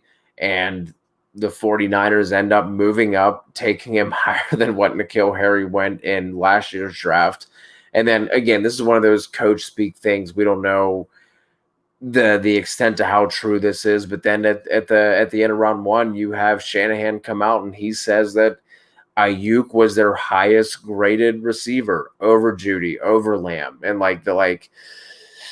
who knows? I mean, the Steelers also came out and said they had a first round grade on Mason Rudolph, and they took him in the 3rd round. So like all that stuff is obviously up for debate, and you know what I mean, all that kind of stuff. But this is a super interesting spot. What do you make of this landing spot? Do you like him going to San Fran? Obviously, you have to be enticed by the draft capital, but what do you think about his overall landing spot and how he's going to fit in that offense? Well, he's a super. I mean, his burst is where everything's at, right? And you should turn on his tape. With that ability, I mean, he had a 132.0 burst score, which is 90th percentile. Speed score wasn't terrible, was 98.6, and his 40-yard dash was 4.5, was 67th percentile. He's 6 foot 205. We've talked about his dominator rating, one of the highest in the class. The one of the issues that people have with him, which is his breakout age, was 21.5. He was in the offense last year with N'Keal Harry, but regardless of that, like that's something to at least put away in your brain, right? He only had a 25.8 contested catch rate as well. So there's some things there to kind of look at with Brandon Ayuk. But this offense is still, I think, has the potential to be even better than it was last year, the passing offense. And with George Kittle there and Deebo Samuel, I feel remiss to say that I feel like Brandon Ayuk is a little bit of a redundant asset to what Deebo Samuel is. At least they're similar type wide receivers. I do like Brandon Ayuk. I think he can be an explosive athlete and somebody that you want to try to get the ball in his hands and kind of and get him out in space. And I think being with Kyle Shanahan is I don't know what that was. What you were just doing. What was that? You were just doing. Anyways, that's hilarious. People didn't get to see it all what you just did. I forgot I had the graphic up. But man, that was hilarious. So I didn't realize you could see that either. That was kind of for my own entertainment. That's great. Anyways, so we'll see with Brandon Ayuk. But I do find it interesting that people just completely have say, Brandon Ayuk, cool. Okay, let's keep it moving to the next guy, right? So I do like the landing spot, and I think it could be better than what people are giving it credit for. So let's move on from there. T. Higgins goes in the 2nd round, top of the 2nd, to the Cincinnati Bengals. I don't love this landing spot for him. I think he's A.J. Green's replacement, but A.J. Green is still there. Now the question is A.J. Green going to play? Is he going to stay healthy? A.J. Green has been able to do those things. If A.J. Green goes down, I think I'm a little bit more intrigued with T. Higgins. But year one, I'm not overly excited about him. He's in redraft. I'm not looking to target him. They still have Tyler Boyd and John Ross there as well. So as long as AJ Green is healthy, I don't love the T Higgins pick. You know, and your boy, I guess, the Auden Tate is dead. Not year one. Yeah, we'll see. We'll see on that. But anyways, do you feel any differently about T Higgins? Do you have anything to add there? Like, I like his long term outlook in the offense with Joe Burrow and Yes. everything else. But year one, I'm just not overly excited about it. No, nothing else out there. Although I do think that there's a glimmer of hope for one more year of just a little bit of Auden Tate, especially if AJ Green is not healthy. And like I said, overall arching theme, depending on what we get out of OTAs, mini camps, and that sort of thing. So. Yeah, I guess we'll see on that. We'll have to wait and see with old T Higgins. Now, the next one was Michael Pittman. And I've been a big Michael Pittman guy since Michael Pittman. I've started watching him and kind of looked at all of his numbers and everything else. And I will say, when he first was initially drafted, I wasn't like blown away by it. I was like, Indy. Like, I feel like, you know, and I think some of it, like, they still have Ty, who's Ty is definitely getting older. They still have Paris Campbell there, who they drafted early last year as well. And now you add Michael Pittman, and I guess as we started, we talked more through it, and the more that I've kind of had a chance to marinate, if you will, and tenderize my brain and everything else and how I feel about this, I feel like Michael Pittman, this is actually a really good landing spot for him. I feel like at the very least that you could see him line up in the slot, and he has some of the best hands in this entire class. He is not a speed guy, but somebody that could beat you and body you, and so I like Michael Pittman a lot. I like this landing spot. He has you know, the speed to be able to you know, gain separation. And like I said, I really like this landing spot for him. And I think long term, this is also a really great spot for Michael Pittman. But he kind of can do everything. He only had 5 drops on 176 catchable targets, 44.4 contested catch rate. The one area where I think some people might have a little concern with him is his breakout age, where his 20.9 isn't fantastic. However, he did have an average depth of target. You know, wasn't great either. But overall, he ended up last year with a 26.5 target share, 59th percentile, 4.52 40-yard dash. But for somebody his size, I think he's 6'4", 220. Like that is pretty appealing. His speed score is 111.2, 93rd percentile. Burst score 122.6, which is 58th percentile. Not fantastic, but it's somebody at his size, it's not necessarily what you're looking for. But I really like this spot for Michael Pittman. And I think, at least for fantasy purposes, again, another kind of late round flyer that I would want to target. We know, especially if he gets to play a lot in the slot, that, you know, that's a spot that's great for Phillip Rivers, because Phillip Rivers loves targeting like his Keenan Allen. Could this be his Keenan Allen? We will see. But I like this spot for Michael Pittman. How do you feel about it? Yeah, I really like this spot for Michael Pittman. At the very least, he brings a different skill set that they do not have in that offense currently, right? Like, obviously, T.Y. Hilton's going to line up outside, but he's not that big-bodied guy. You have Paris Campbell in the slot, who I think would kind of play that Keenan Allen role just a little bit more, just in terms of from where he's going to line up. You know what I mean? Like, not necessarily, like, I don't think he's obviously not the route runner and the technician that Keenan Allen is, but in terms of where he's going to line up, like, I think that would be kind of quote unquote his Keenan Allen. But Pittman, like you, man, I've been a big fan of him as well since, you know, kind of since we started doing this and talking about all these guys.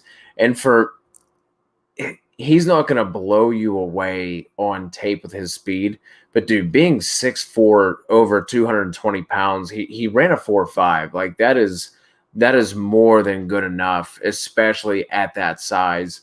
I think he had like a top 5 3-cone as well at the combine. So again, someone who can, he's not one of those guys you're going to watch and be like, oh damn, he just blew by him. But because of his frame, he's one of those long striders who just eats up a lot of space, and you don't realize how quickly they're moving until he gets behind the defense. So I think we are going to need to get a different quarterback in there, like something kind of caught my eye. I was looking at some stuff for the pod, and he had the same average intended air yards as Pat Mahomes, Phillip Rivers, that is. And I saw that and I was like, Oh shit! No, obviously we didn't have the same Mahomes, but like you know, what I mean, he was still. I would still expect him to be higher in intended air yards than, you know, what I mean, than someone like Phillip Rivers. So, but obviously he's not getting any younger. So I do think we're going to need to get a different quarterback in there to realize Pittman's true potential. But Hilton's going to be out of the way soon. It's just going to be him and Paris Campbell. So I'm excited for him from a dynasty perspective. Redraft, I mean, maybe you use your 11th, 12th, 13th round pick on him. Redraft, I would kind of temper expectations, but dynasty, I love the landing spot. No, I agree. So, the next one was Laviska Shenault. Again, not a lot of people love this landing spot. I don't think this needs to be a long conversation, but I think that this is a better spot than we give him credit for if he can stay healthy, and that's the biggest question: is can he stay healthy? They don't really have. I mean, DJ Chark is the field stretcher, the deep ball. I still think that he has rooms to grow, but I don't think that directly affects Laviska Shenault. And then from there, you have D.D. Westbrook, who, hey, we've been hyped about for a while. Just hasn't been able to do anything, but he is getting older. And then you have Chris Conley, who was the brand last year that you like use some Chris Conley. He had some good weeks last year, actually, Chris Conley. Some usable weeks, but he's 28 now, I believe. And so I like the spot for Shenault. If he can stay healthy, they can get him in space, utilize him because he is one of those dynamic guys as well in space. You give him the ball in his hands and really can explode. So I think this is an underrated spot, but not one that I'm going to overrate either. And I mean, they do still have Gardner Minshew there, which the word I don't know what to make of him yet. I know that people were all excited, and there's still people that are in love with Gardner Minshew. I think he's a good story. I don't know if he's a great quarterback or a great fantasy story. We'll see with him. I honestly think that they could be looking for another quarterback next year, and I think that's probably more likely. But the landing spot for Shenault isn't terrible, and I think it's an underrated spot for a lot of people. Do you have anything else to add to that? Not really. The thing for me outside of injury is obviously with how he was utilized in college. He literally did it all. And I'm not sure if Gruden is going to be the guy to bring that out in him in Jacksonville. But in terms of landing spot, like I don't get why people are kind of like are lower on that. Honestly, like this to me feels like Antonio Gibson with the running back room in Washington. Like sure, there are some names there, but like who is really holding him back from from being a key piece in that offense? So.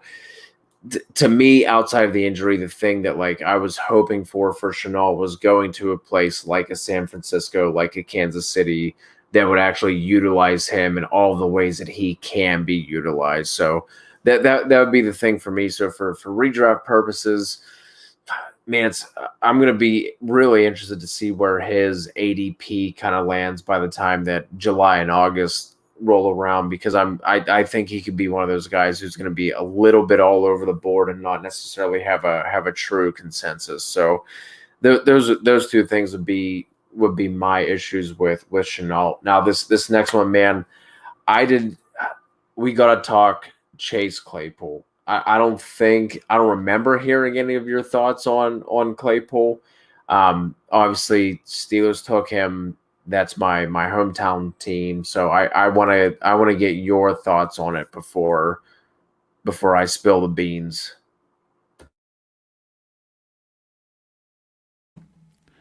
I don't know what to think of him because I know a lot of people thought about like if he were to transition to tight end, that he'd be the number one tight end in this class.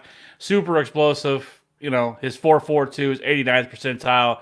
His speed score was 129.8, which is 99th percentile. His burst score is 131.9, 92nd percentile. Like, there's a lot to like about Chase Claypool. His breakout age, was 21.2, not good at all. His target share though was 28.6, which is 80th percentile. There's some things to like here in his and I've seen the tweets, right? I've seen it trying to compare him to Calvin Johnson. Like, get the fuck out. Like get the fuck out of here with that bullshit. right? He is not Calvin Johnson. Can we stop that? Like, yes, you can put some of his combine numbers up to him. Calvin Johnson is a unicorn. Is a once in a, I don't know, maybe even, I don't want to say lifetime, but a once a generation type player, right? In terms of just how the dude was a monster. He's a freak. The reason why we call him now, Megatron, right? Like, there's reason for that. Like, the dude was just a completely different animal. That's Chase Claypool is not that guy, right? Actually, his best comparable on player profile is Dorial Green Beckham, not Calvin Johnson. So, I think he's raw, and I think he's somebody that like I see the athletic measurables and everything that he has, and like there's some stuff to be excited about in this offense, especially with Pittsburgh. And to be honest, like there's a lot of reports coming out right now that this is Juju Smith-Schuster's last year, no matter what in Pittsburgh. That was just that I think that was yesterday that was dropped, which is interesting because I don't know. I mean, Juju, like yes, Juju struggled last year, but their goddamn quarterback room was horrific. One of the worst in the league. Once Big Ben went down, so I don't understand the whole like moving off from Juju. Like he seems like a model citizen, somebody who somebody you should want to market around. I don't know why they're doing this, but that's the reports out there right now. We've heard that all the way back to last year that they had no interest in bringing Juju Smith-Schuster back. So with that being said, wheels up Deontay Johnson for future, and then. Who else do they have, though, right now? So, I mean, Chase Claypool, I guess, could be a more interesting long-term option. They did invest some draft capital in, but for year one, I don't have a lot of interest in it unless something were to happen to one of these other dudes. So, I don't know what local Chiefs media and fans are like, but in Pittsburgh, they are fucking awful. Like, dude, trying to I don't go on Facebook that much, and it's probably because of shit like this, but like scrolling through it, literally, like if someone comes out and they're like, oh man, like I don't know, it was like Chase Claypool, the best pick, you'll have one comment like that, and then 1,000 that are like, we just get ratioed. Dude, just Calvin Johnson. Like, dude, your Calvin Johnson thing is, I'm seeing that all through Facebook, just like, oh, look at Calvin. Would you like Calvin Johnson on your team? I think I would. And then people just being like, well, the Steelers have a really good track record with wide receivers. I mean, look what they did with Sanders and AB, which is true.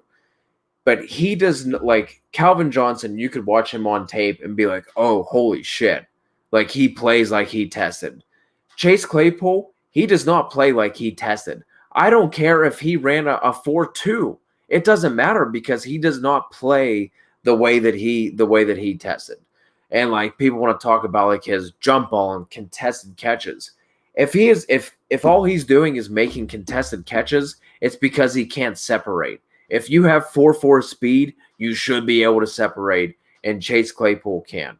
Like, dude, like Yinzers are the worst. Like, I literally can't even listen to like local sports talk radio because I'll turn it on, I'll hear something like that, and I immediately just turn it off.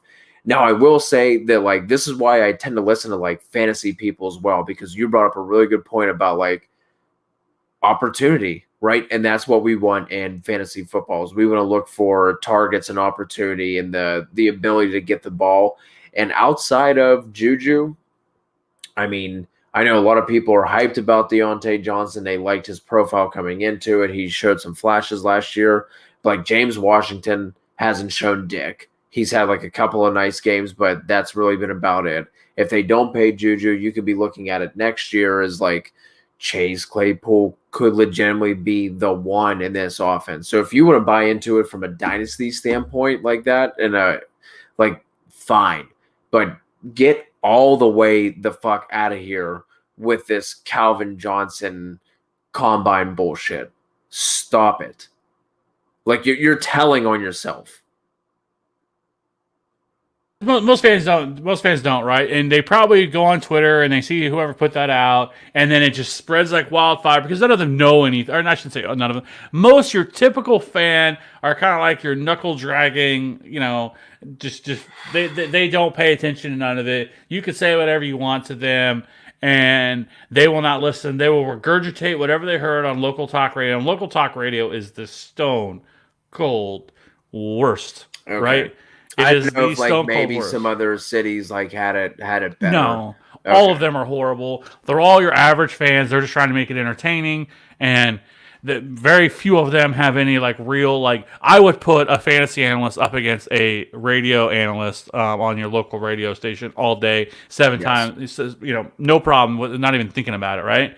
Yep. And just because the level of knowledge and everything else is there, and your average fan is the same way, and it is frustrating because you can see stuff. I remember here whenever the Chiefs drafted Patrick Mahomes, people were pissed. Like, what are they doing? We got Alex Smith here. What are we taking a quarterback? I don't get this. Like, this guy's gonna be a bum. He's a bust. He's not gonna do anything. And now it's fucking Pat Mahomes nation here, and Alex Smith was the worst quarterback ever. But it's just the way that it goes.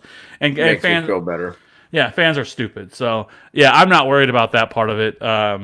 Like I said, I think Chase Claypool has some interesting parts to his game. His testing numbers are certainly fantastic. He finally put it together. Oh, dude, they're incredible. He finally put it together his senior year. Like I said, I feel like maybe he's a better tight end than would be wide receiver, but we'll see. I guess they want him to be a wide receiver, and they spent the draft capital on him, which you have to take into consideration. 17th pick in the second round. So, the next guy, I'm not going to get too far into the wings with Van Jefferson. It was surprising they took him where he took him in the second round for a lot of people, especially with Denzel Mims still on the board. I don't get that. I think it's one we'll be looking back on and be like, what are you doing, LA? You could have had Denzel Mims. But regardless, I think it's fine. They obviously don't have Brandon Cooks anymore, so I don't want to spend a lot of time on Van Jefferson. Do you have anything else that you want to throw in on Van Jefferson? No, just wondering if if does he come in and immediately replace Josh Reynolds? Because obviously the Rams and McVay are known for running 11 personnel almost exclusively. So that would be the only thing is does he find his way into that third receiver spot? Because obviously they let Cooks go and he's ended up signing down in your favorite GM / head coach / offensive coordinator spot and with the Texans. So that'd be the only thing, like you said, that was a surprising thing was to see that draft capital that they spent on him. I liked him as a route runner and as like a late round target kind of guy for dynasty purposes, but I did not see second round draft capital. We'll keep it moving here. You mentioned Denzel Mims. He obviously lands in with the New York Jets. I think the biggest thing that's on everyone's mind because everything on paper looks good. Young quarterback, wide open target share. You have Herndon, Crowder, and then I guess Le'Veon Bell, maybe if you want to even consider him there. Josh Doxson, Brashad Perriman, but it's Denzel Mims, and he's gonna he could walk into that one spot right now.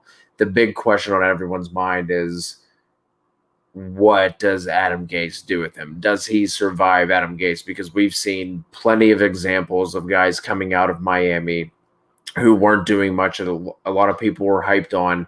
They end up going elsewhere and they end up shining. So give me a quick thought here on Denzel Mims in New York, or does that scare you off? Will you be drafting him how we thought about him pre-draft? Because this was a Denzel Mims fantasy podcast, but now he lands with Adam Gase. Which side are you going to land on there? Yeah, I love the player. Explosive athlete, like we talked about, his speed, 96 percentile, 4.38 40-yard dash, 115.6 speed score, which is 96 percentile. Burst score is terrific with 130.1. Fantastic dominator rating. Good breakout age of 19.9. The dude just did everything. 48.8 contested catch rate, in Baylor. There's so much to like with Denzel Mims. But he had to go to Adam Gase, and you're right. It is something to watch. Look at Devontae Parker. Once Adam Gase left, I'm hoping this is Adam Gase's last year because Adam Gase should not be a head coach anywhere. Adam Gase is the stone cold worst, and so I think initially I really do like this landing spot. And now with Robbie Anderson gone, we'll see. Like this is one of the better landing spots for any wide receiver. He still went in the second round. I think he should have won ahead of Van Jefferson and Chase Claypool, to be honest with you. And you can even make a case for Laviska Shenault as well. So I like Denzel Mims. He has draft capital. I don't love it for this year, but if this offense could take a step forward with Sam Darnold, and Sam Darnold, remember the ghosts that he saw last year against the Patriots, as long as he can exercise his demons from that, I think he should be okay. So we'll see on that. I don't love like I said, I hate Adam Gase, and I think he doesn't deserve to be a head coach. But anyways, let's keep it moving because we've been going for a long time here. Lynn Bowden, taken in the third round by the Raiders. The Raiders just loading up on offense. I think they're actually listing him as running back, and actually MFL changed him to running back today as well. And I think he's going to end up being listed as a running back, and he's kind of that do-it-all guy. I don't really have a ton of interest. Josh Jacobs is there, and then the next guy, Brian Edwards. This has been a Brian Edwards podcast. Yes, for the longest time, we love Brian Edwards. And I believe Ray Garvin, friend of the show, actually had said recently that he thought that by next year, Brian Edwards can be the Raiders' alpha, which is hard to deny. That I think that is certainly the range of possibility for Brian Edwards. Love Brian Edwards. I can still see a possibility where he's relevant this year and that he is a fantasy asset down the stretch. With them, because I think he's a better fit for Derek Carr and what Derek Carr likes to do than what Henry Ruggs is, and I think he could end up being the beneficiary of that. So I really like Brian Edwards. Do you have anything else to put in on that?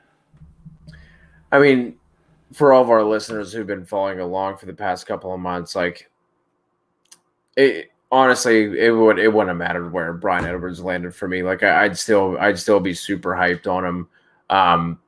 I think he can absolutely function as even at worst if he were the 2 to Henry Ruggs, which I don't necessarily see that happening. I could definitely see what you were talking about with Ray talking about. Ended up being the 1A next year, and Ruggs kind of fills more of an NFL field stretcher role than a fantasy viable kind of role for us. I mean, dude, it's just pants off when it comes to Brian Edwards, right? Like, is there really that much else to say?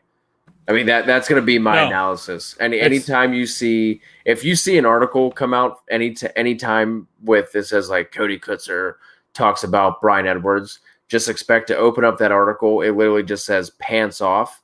And then that's the end of the article. And just in your mind, as you like read it, and you just envision Cody without pants on, and that's probably how he wrote the article.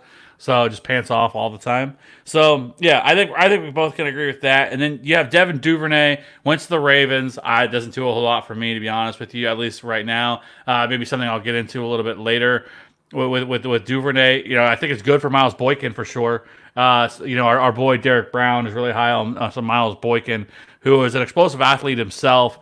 So it doesn't really hurt his breakout there. So let's just do this. Well, first we should probably talk about and in this section, let us know who your favorite wide receiver landing spot was, at least for redraft or dynasty, whichever one you play more of.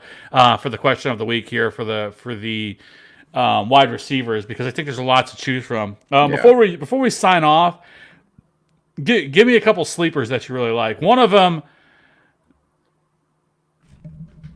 It's Tyler Johnson, right? Like for one of your sleepers. So with him, I don't know what to think about him. I want to like Tyler Johnson, but there's a lot of people that like that's like one side or the other with Tyler Johnson. It's the dude was a baller at Minnesota, but at the same time, was he actually the best wide receiver there? Because I think there's another guy that a lot of people really like and say that he's better than him. We have no athletic testing, so that is not a detriment. We shouldn't hold that majorly against him because at the same time, but we don't know those things. He played his hand wrong in terms of the combine, and because he didn't get to have a pro day, so we have no idea about that. But he lands with the Bucs, which is a very crowded situation right now with Godwin, with Mike Evans, with Rob Gronkowski, which will have a limited role. But they also have Justin Watson, which is whatever. But as being the number 3 wide receiver and slot wide receiver, but he's not going to be the slot, and that's my issue. That's, I guess, the thing I have to say is that they're not going to move Chris Godwin to the outside. Like Chris Godwin balled last year in that role, that Larry Fitzgerald role, and Tyler Johnson to me best profiles as a slot wide receiver. So where is his role exactly, and where do you expect him to play? Yeah, I mean, I would expect him to play the slot the majority of the time. I think this is kind of one of those things where you see Tyler Johnson slot in whenever they go to their 11 personnel. I mean, I think Godwin can play outside and in. If you look at where he was lined up last year with Tampa Bay, obviously, 938 total snaps. 518 were in the slot, and he did play 349 out wide. So, I mean, he can line up in both spots. I think the addition of Tyler Johnson kind of allows you in that 11 personnel to kick Godwin outside a little bit. Or even if you want to kick him inside and put Tyler Johnson outside, I think you could kind of do that as not a decoy in the sense of like a Deshaun Jackson kind of thing where he's going to take the lid off of the defense. But I just the thing to me that I love about Tyler Johnson is there were rumors that he could go undrafted, right? So if you're going to go to a place and with his draft capital, he was going to be buried on a depth chart anyway. You know what I mean? But if you're going to go with a Bruce Arians kind of offense, like that to me is a win. So that's why I like Tyler Johnson in this spot. Like I said, if you're drafting somebody late day 3, the way that Tyler Johnson was drafted, he wasn't going to go to a spot where he was just going to be able to oh shit, you know what? He could actually just jump right in and be the number 2 right away. So to me, it's the offense, it's the landing spot that have me. I mean, maybe I'm just being a stubborn truther, but I mean that'll flesh itself out. Well, you're not the only one. I've seen people still now post draft rank him as the number 9 wide receiver in this class, and I'm like, I can't get behind that. I mean, in super flex drafts, late 3rd, early 4th, you know what I mean? If you're kind of just holding on to hope. But I think he's draftable in rookie drafts, obviously, because of the landing spot. But what I was gonna say is the one thing that should be mentioned is Chris Godwin's a free agent after this year. I think they bring him back. You know what I mean? But I could also see them moving on from from either Mike Evans and trading Mike Evans or something like that after this year. There's kind of been those rumors, but Chris Godwin is a free agent. Now they could franchise him and bring him back for another year, but so there is some long-term aspect to Tyler Johnson that I think that you could look at. But you're right, he shouldn't be viewed anything more than a late round rookie pick or something like that. People putting him at wide receiver 8 and 9 is fucking ridiculous in my opinion, especially as deep as this wide receiver class is. It's not there's only 1 or 2 guys that are good. This is a really deep wide receiver class. So putting him that high, I think is ridiculous, and you're just being stubborn at that point. So real quick, before I throw my other guy out here, whenever you brought up the Mike Evans trade, I knew he signed that massive extension not too long ago. 2021 though, a post June 1st release or trade, they're only going to have, it looks like, between 2021 and 2022, less than $5 million in dead cap, and their 2021 cap savings would be $12.2 million. And I mean, at that point, he's going to be 28, which obviously isn't old in wide receiver years by any means, but that would certainly be something to monitor there. That's not something I necessarily realized, because especially whenever I pulled up Spot Track, normally they'll give you the little highlight and breakdown in the middle of the years. It'll say possible out this year, and it didn't have that for Mike Evans. So I was like, oh shit, this must be a really hard contract to get out of. But no, man, 2021. Their 2021 dead cap will be 1.6 million, and their 2022 dead cap will be 3.2. So I mean, that's really not that hard of a contract to get out of. The other sleeper name that I will throw out here is John Hightower out of Boise State. If you look at him, landed in Philly, the the targets are open outside of the tight ends, Miles Sanders, Jalen Reagor. So I mean, after that, like to me, it's wide open. We've already talked about our hate and disdain for Alshon Jeffrey, so we don't have to go too much more into that. But Hightower, I think both of his years where he had statistics at Boise State, he was over. I think one year was over 16 yards per catch, and I think last year was over 18 yards per catch. Ran like a 4.4. Not the biggest dude. I think he's sub 190 if I'm remembering correctly. But again, just the opportunity to go there. We talked about it, Greg Ward, like really who else is in his way. So to me, Hightower is definitely a guy that, especially if you do maybe a 5-round rookie draft, especially if you do 5 rounds with super flex, or maybe you're in a 14 or 16 team league, he's definitely somebody who's worthy of a taxi spot at the very least. Yeah, so for me, my guy is Darnell Mooney, right? I've been high on him pre-draft, and he lands with the Bears in the 5th round. Really love that landing spot. Taylor Gabriel's gone, their field stretcher, and I think that's where he can step in. Explosive athlete, out of Tulane, 5'7", 176, but had that 4.38 wheels, 96th percentile, 124.9, 71st burst score. His yard per reception was fantastic, 17.8, which is 85th percentile, and 36.5 dominator rating. And he also, he had a great breakout age of 18.9, 92nd percentile. So there's a lot to like here for Darnell Mooney. And I think going to the Bears in the 5th round is a good spot. I think he could end up being like the number 3 wide receiver in that offense behind Allen Robinson and Anthony Miller. And so I really like this spot for them. And if Nick Foles ends up being the quarterback, which I suspect is probably going to be the case, but they're probably going to do whatever they can to try to still get Mr. Trubisky to do it. But anyways, I like this landing spot as kind of that late round sleeper in rookie draft, something that I would be targeting, in the 4th round or something like that of a rookie draft, because I think that he has some pretty solid upside here for the Bears. And so he's not a name that, he started to gain a little bit of buzz because people had come out and said that he was a wide receiver that he had met with every NFL team. I think it was Thor Nystrom from Your Roto World put that out or something like that about a month or two ago, and that's really kind of when I was like, huh. So I started looking into him, and I was really impressed with what I came away with. So I really like him, and like I said, I think he's somebody he's not really on my radar for a redraft at all. Maybe later in the year or something like that, but not somebody immediately that I'm really interested in that I would want to draft. But in Dynasty, I would definitely want to have some shares of some Darnell Mooney in Chicago. Yeah, especially if you have a deeper roster, deeper bench kind of league, that's someone you could definitely throw in there to take a look at, because he's also going to be cheap as well. So that real quick, last name that I'll throw out, Donovan's Peoples-Jones. We keep having the Odell Beckham trade rumors. Jarvis Landry in 2021, his contract they can get out of pretty easily. I was a little surprised to see that he didn't have.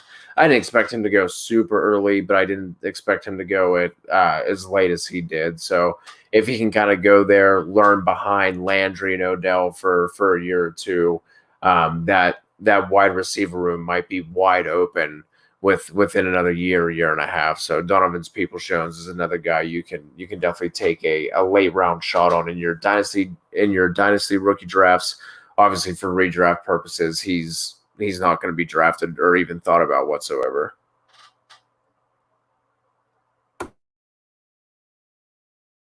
Yeah, I'm sure we'll dig into this a little bit more too as kind of things progress. We start to learn a little bit more about everything that's happening. So I do like that call as well. So I think that's it again for this week. We will be back again next week, of course, 2 hours, but on this. But we'll be breaking this down. So for people listening to this on podcast, we won't have to sit through 2 hours. It's impossible for us really to ever get through something. But to be honest with you, we got through a ton of players. We got through the entire draft class. So I'll be breaking this up into 2 separate spots. So when you're looking into this will be the second half of the show. We really appreciate everybody. As things get closer, like I said, we're almost to May. Friday's May 1st. And then things will start to progress pretty quickly, and we'll be into redraft season. So if you are a redraft guy or gal, be sure to check out all of our content we're going to be dropping on the YouTube channel. We're going to start doing more native content for YouTube where there's just YouTube only content. I think we're going to start doing some team breakdowns of post draft, kind of an overarching view of them from a fantasy perspective. We're going to do all 32 teams. And then, honestly, also, are there any topics you'd like us to cover? I know one area that I think that nobody covers is keeper leagues, right? I don't hear anybody ever talk about keeper leagues. Like, there's little mentions of them. People answer questions about them. But there's no content for keeper leagues. Would you want to see something like that?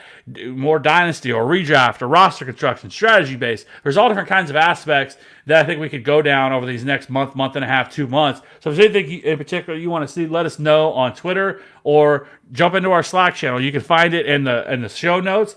A free link to jump in there from there. You can also, if you're listening to this on YouTube, you can find it down in the description below. So please do that. And again, give us answer on our question of the week. What was your favorite wide receiver landing spot? And let us know that so we kind of have an idea. Hit us up on Twitter at @FF_authority, or you can reach out to us at FantasyRat13 or Cody at CKutzerFF and let us know that. Or jump into our Slack channel and let's have a conversation about this because we don't got anything else to talk about right now. I heard NASCAR might be coming back in May. Heck yeah. I need some DFS in my life. But for anything else other than that, you got anything else, Cody? No, just hashtag heck yeah.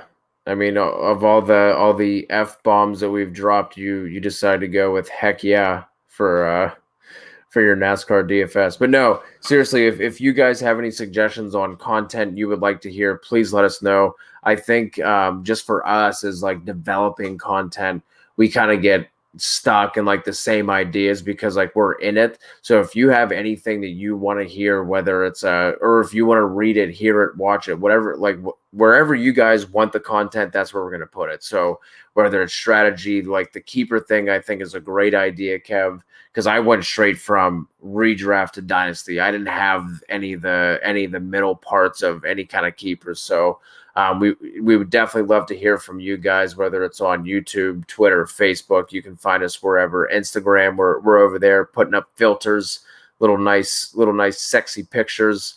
No food, but you are going to see some Keyshawn Vaughn. I know, Kev, that's bordering porn for you. So Kev, you might not want to look at the Instagram, but for everyone else, it's definitely safe. So that's it, man. That's it. All right. Well, again, we got some other stuff in the works as well. I think we're developing a few new fun things, and we'll probably announce that next week as well. That we're pretty excited about. Maybe some giveaways we're going to start doing, kind of give back to the folks, if you will. So tune in for that because we're going to start giving some stuff away for free. Do our part to help the community, be a part of TFA fam. We really appreciate all of you. So I guess until next week, again, you can follow me on Twitter at FantasyRat13. Follow Cody at CKutzerFF. And we will see you all next week. And again, if you guys have any things you want to talk about, let us know. We're open to any suggestions. So have a good week, and we'll see you guys again next week. Peace.